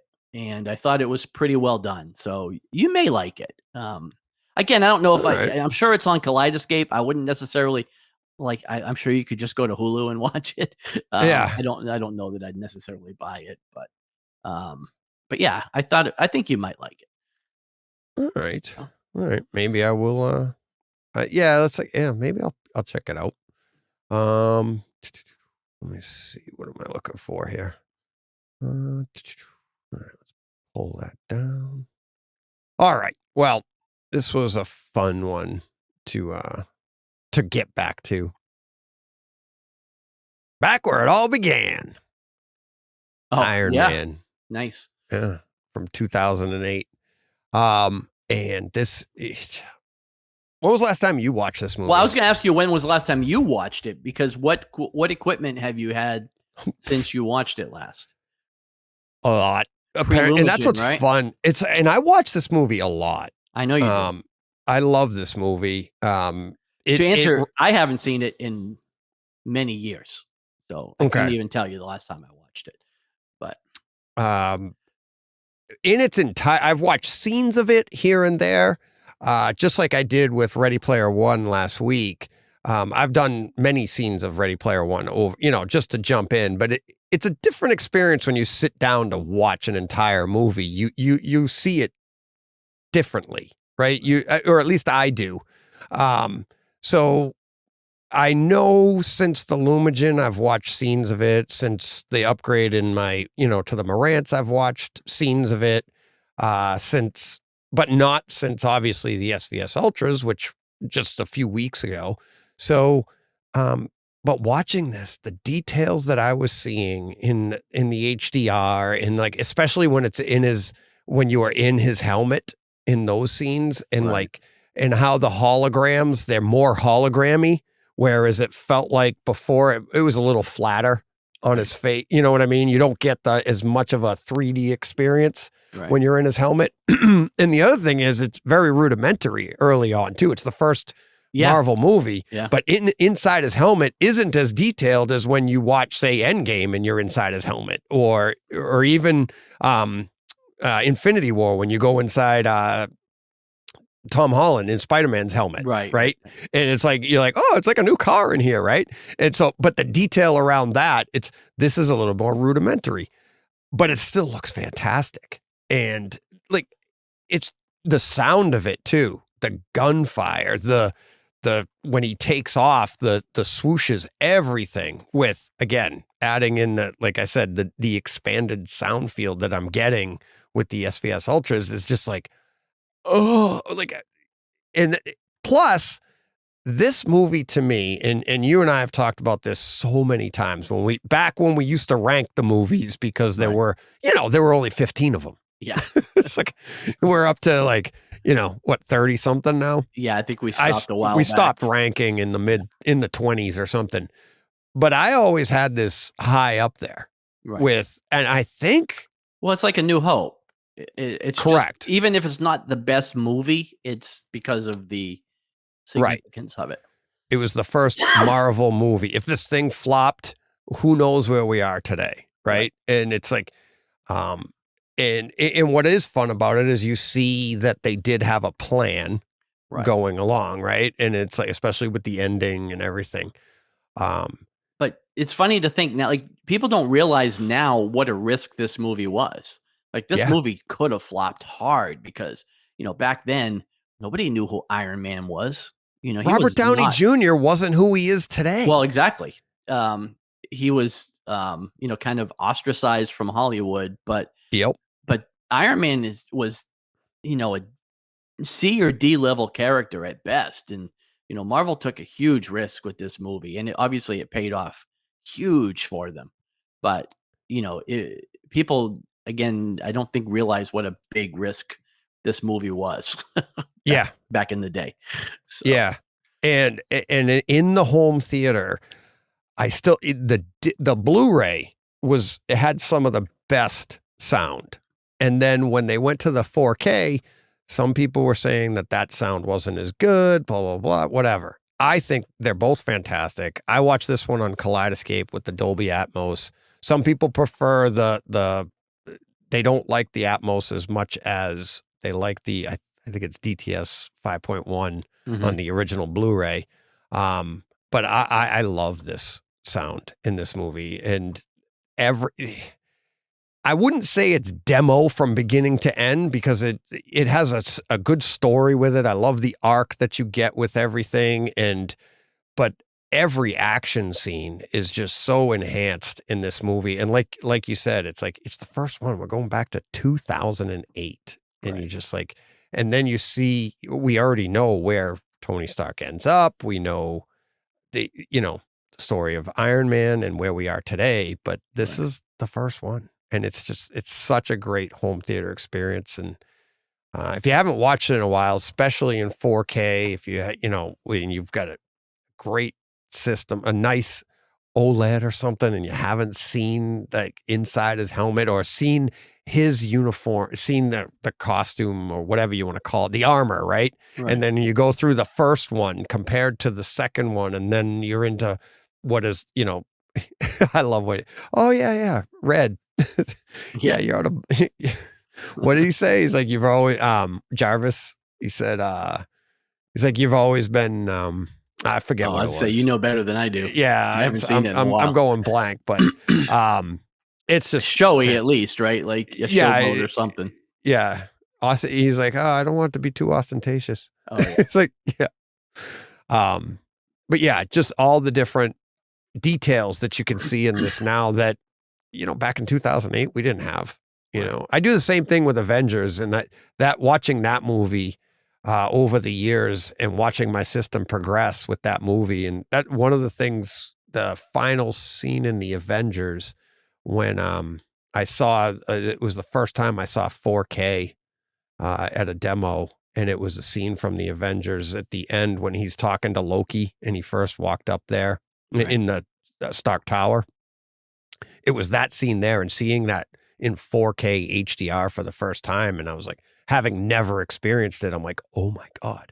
Right. And now our systems are doing it, and it's like, and that doesn't seem like that long ago, right? That was 2012. This was 4 years before. But yeah, it's amazing how good these things still hold up. And we're coming up on, it hasn't been 20 years yet. No, but it's close, 15, right? Yeah. 15 And years. it's like 15 years and this movie's really holding up. And it looks so, they're getting better, but I don't think they're getting better at doing it for cheaper.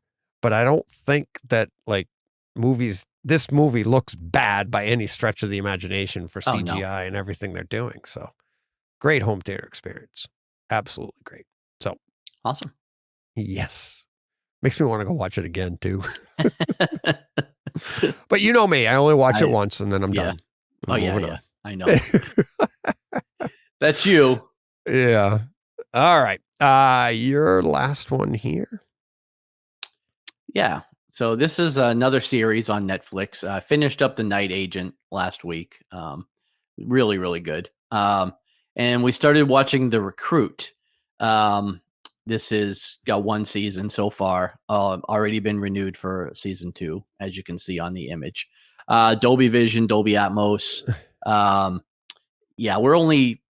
I think we've watched episode 3. So we're 3 episodes in right now. So far, this has actually been really good as well. Quite a bit different than what I thought it was going to be. I thought this show was something different by the title and by this trailer here. But once you get into it, the character is a bit different. But it's really fun. I'm liking it a lot. Similar to The Night Agent, a lot of great action scenes. Another one that Netflix has done very well with the I don't have Dolby Vision, but with the HDR and the 4K and the Dolby Atmos, sounds great, looks great. Bit more colorful. The Night Agent was darker, as you might be able to guess from the title. Yeah. This one has more daytime scenes, and not that The Night Agent all took place at night, but it's in the title. Right. This show seems to be a little bit more colorful. But yeah, it looks and sounds great, and it's very fun. Really entertaining show. This came out a little while back, sometime last year. I overlooked it a couple times because at the time I had a bunch of stuff on my plate to watch, and it didn't look super appealing to me, so I just kind of passed it over. Now I'm done. I'm caught up with things and looking for stuff to watch, and I went back and pulled this one up. And actually, I'm glad I did because it's been fun. So I really recommend it. So if you liked The Night Agent, and I know a few people have watched it, they were talking about it in the chat last week. This show should be right up your alley. So if I haven't seen either, which should I do first?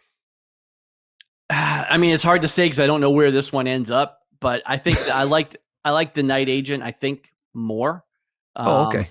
I would probably watch that one because, again, I know I've seen the whole story. Thing. Yeah, I know the story. I know where it ends.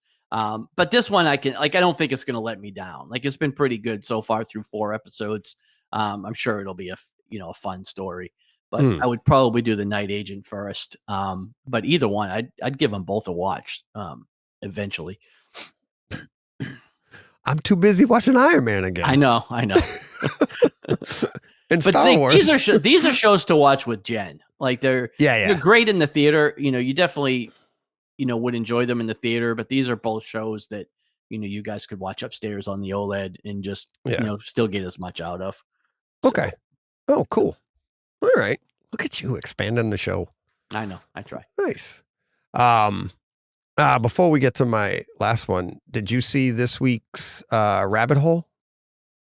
Rabbit Hole. The one with Rabbit Hole. With, Rabbit Hole, the show. I'm like, Rabbit Hole. I'm like, where is that in the notes? Yes. That's our new segment. The Rabbit Hole. That would be a good segment because we go down them all the time. Yeah. I'm literally scrolling back through the notes. Yeah. No, I did see it. I'm caught up on that. Still really good. I love that, and this isn't a spoiler, but what about the scene when he's explaining to his one character is explaining to another character, because there's no spoiler here, but not with what they say, but one character says to another character, and he's like, "This is it. This is the thermal exhaust port. This is." Yeah. And the other then character goes, what? Am I supposed to understand that? And he goes, oh God. It's like, is that a nerd thing I'm supposed to know? But the best part of that whole scene was the guy other on the couch. Yeah. The other character, he starts explaining it It's a like small thermal exhaust port, 2 meters above the regular port. No, it's like it's a port it's 2 meters wide. It's 2 slightly meters below wide. the other Yeah. port. He goes Right. through the whole line from the movie It was from great. Star Wars. Oh my God. And I backed it up and played it again for Jen, and Jen's like, what's that? I was don't like, get it. Yeah. "Oh." That's it. Calling my lawyer. Yeah. That was great though. Yeah. He was the best part of that whole thing was the other guy. Yeah. And he's like, and I loved Kiefer Sutherland's character he's trying to motivate him. He's like, you're going to be a hero. You can do that. He's trying to manipulate him, It was good. Great show. Fun show. A really good show. It is. Yeah. So, all right. And then my last one, just thought I'd let everybody know. I teased it out on Twitter. Yeah. Shazam, Fury of the Gods on Kaleidescape in 4K HDR with Dolby Atmos. And why right? not? What do you mean? That it's fantastic? We said that it was going to be great at home. Oh my God, it is. And I also bought it on, and I tweeted the pictures out. I didn't put the picture here, but I bought it on digital to do some A/Bing. Oh yeah. And that's why I said, this is, so remember when Maverick came out on Kaleidescape, and I was like, get the digital, because you're going to have so much fun with this movie that when it comes out, you're going to want to experience the difference, because there was a vast difference. In this one, the difference is still big, okay, especially in the audio, but in the video, it's not as big, okay? Because and here's why. It still is. There's a lot of detail that you're missing in the stream, but this movie's so dynamic that it's a little bit harder to tell. Like when you A/B it, you can tell. But I would be willing to bet that if you went from one house to another, you wouldn't know if you were looking at the physical disc or the stream. Right. We're not talking volume, because volume, I'll contend, it's so bad. It's not even close, right? So that's the first reason why you should wait for the physical disc and don't buy, unless you really love the movie or you have a podcast and you want to be crazy like me and show a comparison. Right. But otherwise, I would say wait for the physical. That's reason one. Reason two, flat out, I mean, you and I both loved this. We had a good time with this movie. Yeah, right? I really liked it. We really liked it. It's still not worth making the two purchases. Oh, yeah. You know what I mean? It's like, even I can say that. And that this isn't Maverick. This and you isn't bought Bloodshot 4 times. Yes. But that was more about the, I know why. But. Yeah, it was about the situation and what was going on. And we literally got locked in our houses. What the hell else was I going to do? Right. It's like, stay home. Okay. Gonna buy some discs. But yeah, so this to me is like, the movie isn't worth making the double purchases, and the video image on it, it's not like Maverick where it was that much different, but it is, I think. Let's get to all of the positives. This is a fantastic home theater experience. Especially, I don't want to get into spoilers, but the final scene, it's the colors. If you know what I'm talking about, it's like kind of like what do you call those things? It's like a snow globe with the electricity inside or whatever. Where you have a scene similar to that, and it looks absolutely amazing. Skittles have never looked so good. Not one of my favorite scenes because of what it was, but right. That's the picture. But then the bass, the sound. Shazam, which I talked about last week, is the one that broke my speakers. This takes it to another level as well. It absolutely amazing. So when this comes out, I think it's May 23rd. Right. Pre-order, grab it.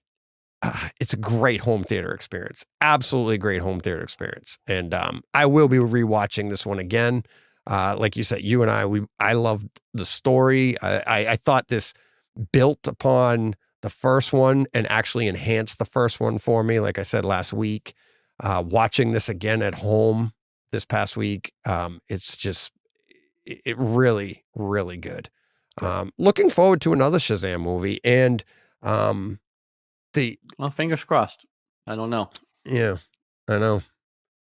So, but yeah, so that was it. I mean, I think we see him again for sure. There's, extra credit scenes that kind of confirm that we'll see Shazam again. Yes. Just may or may not be in another Shazam movie. Maybe not in his movie. Right. Yeah. But that would be cool. But yeah, and even what's his name? I'm drawing a blank on what his name is. Zachary Levi. Oh, yeah.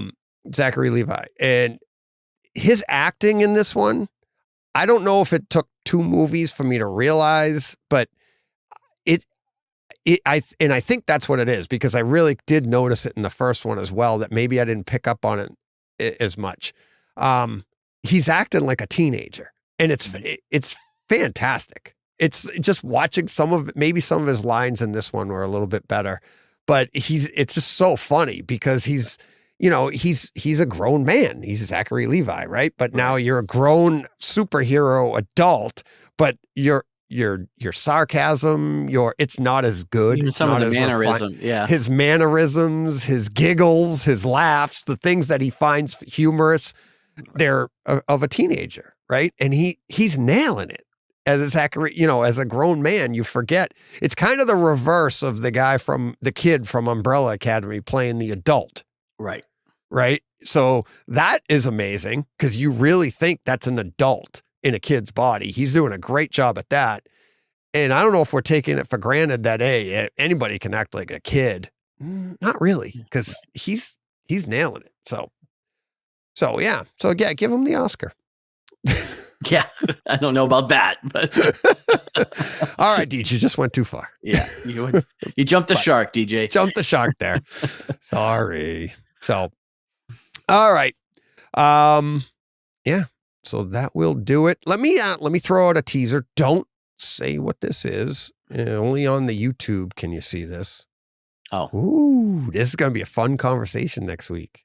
You guys didn't even know this. Well, I've already mentioned that.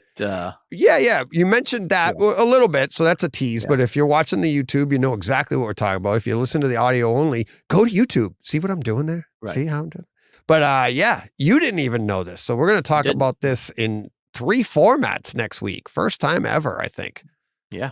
3 formats. So this should be fun. And Steve's probably listening to the audio right now going, what the hell is he talking about? But I think he knows too. No, you might not. You guys don't know. It's not in the notes. So I was going to surprise yous. But yeah, a lot of fun. So we got that coming up next week. Anything else for this week? I don't think so. All right. Got a great conversation coming up on Tuesday. Oh boy. Oh, look at this. What a mess. Oh, all right. Sorry. Just got sidetracked. Great conversation coming up on Tuesday. Not a typical one for your Takeover Tuesdays. It's not a listener, but his name's Keith. He owns a home theater installation company. He is going to be he's joining me, and fantastic outside the box thinker, great passion for home theater. Can't wait for you guys to hear it. So, cool. And it all came about because of like leasing hardware and this and that. And yeah, so that's coming up on Tuesday. And then we'll be back as well on Tuesday for our live stream. Hopefully. Well, who knows who's sick or working or what, but we'll make it work. Work is killing me. Yeah, I know. Did your stuff come in? Yeah, it did. Or did you just leave? Oh, okay. No, it came. I got a show to do, people. Yeah, no, I had to wait for it so I could finish it. But yeah. All right. Let me see. Where are we here? Okay. All right. So you got nothing else? We're good? That's it? I think so, we talked yeah. about everything. Thanks, everybody, for watching, listening, playing along on the chat. Had a lot of fun today. Everybody, you guys, I mean, the chat kept me going when we were waiting for John to get here. We had a lot of fun. So thanks for entertaining me. So we'll be back next week. Until then, what are we going to do? Go push play. What he said. Take care, guys.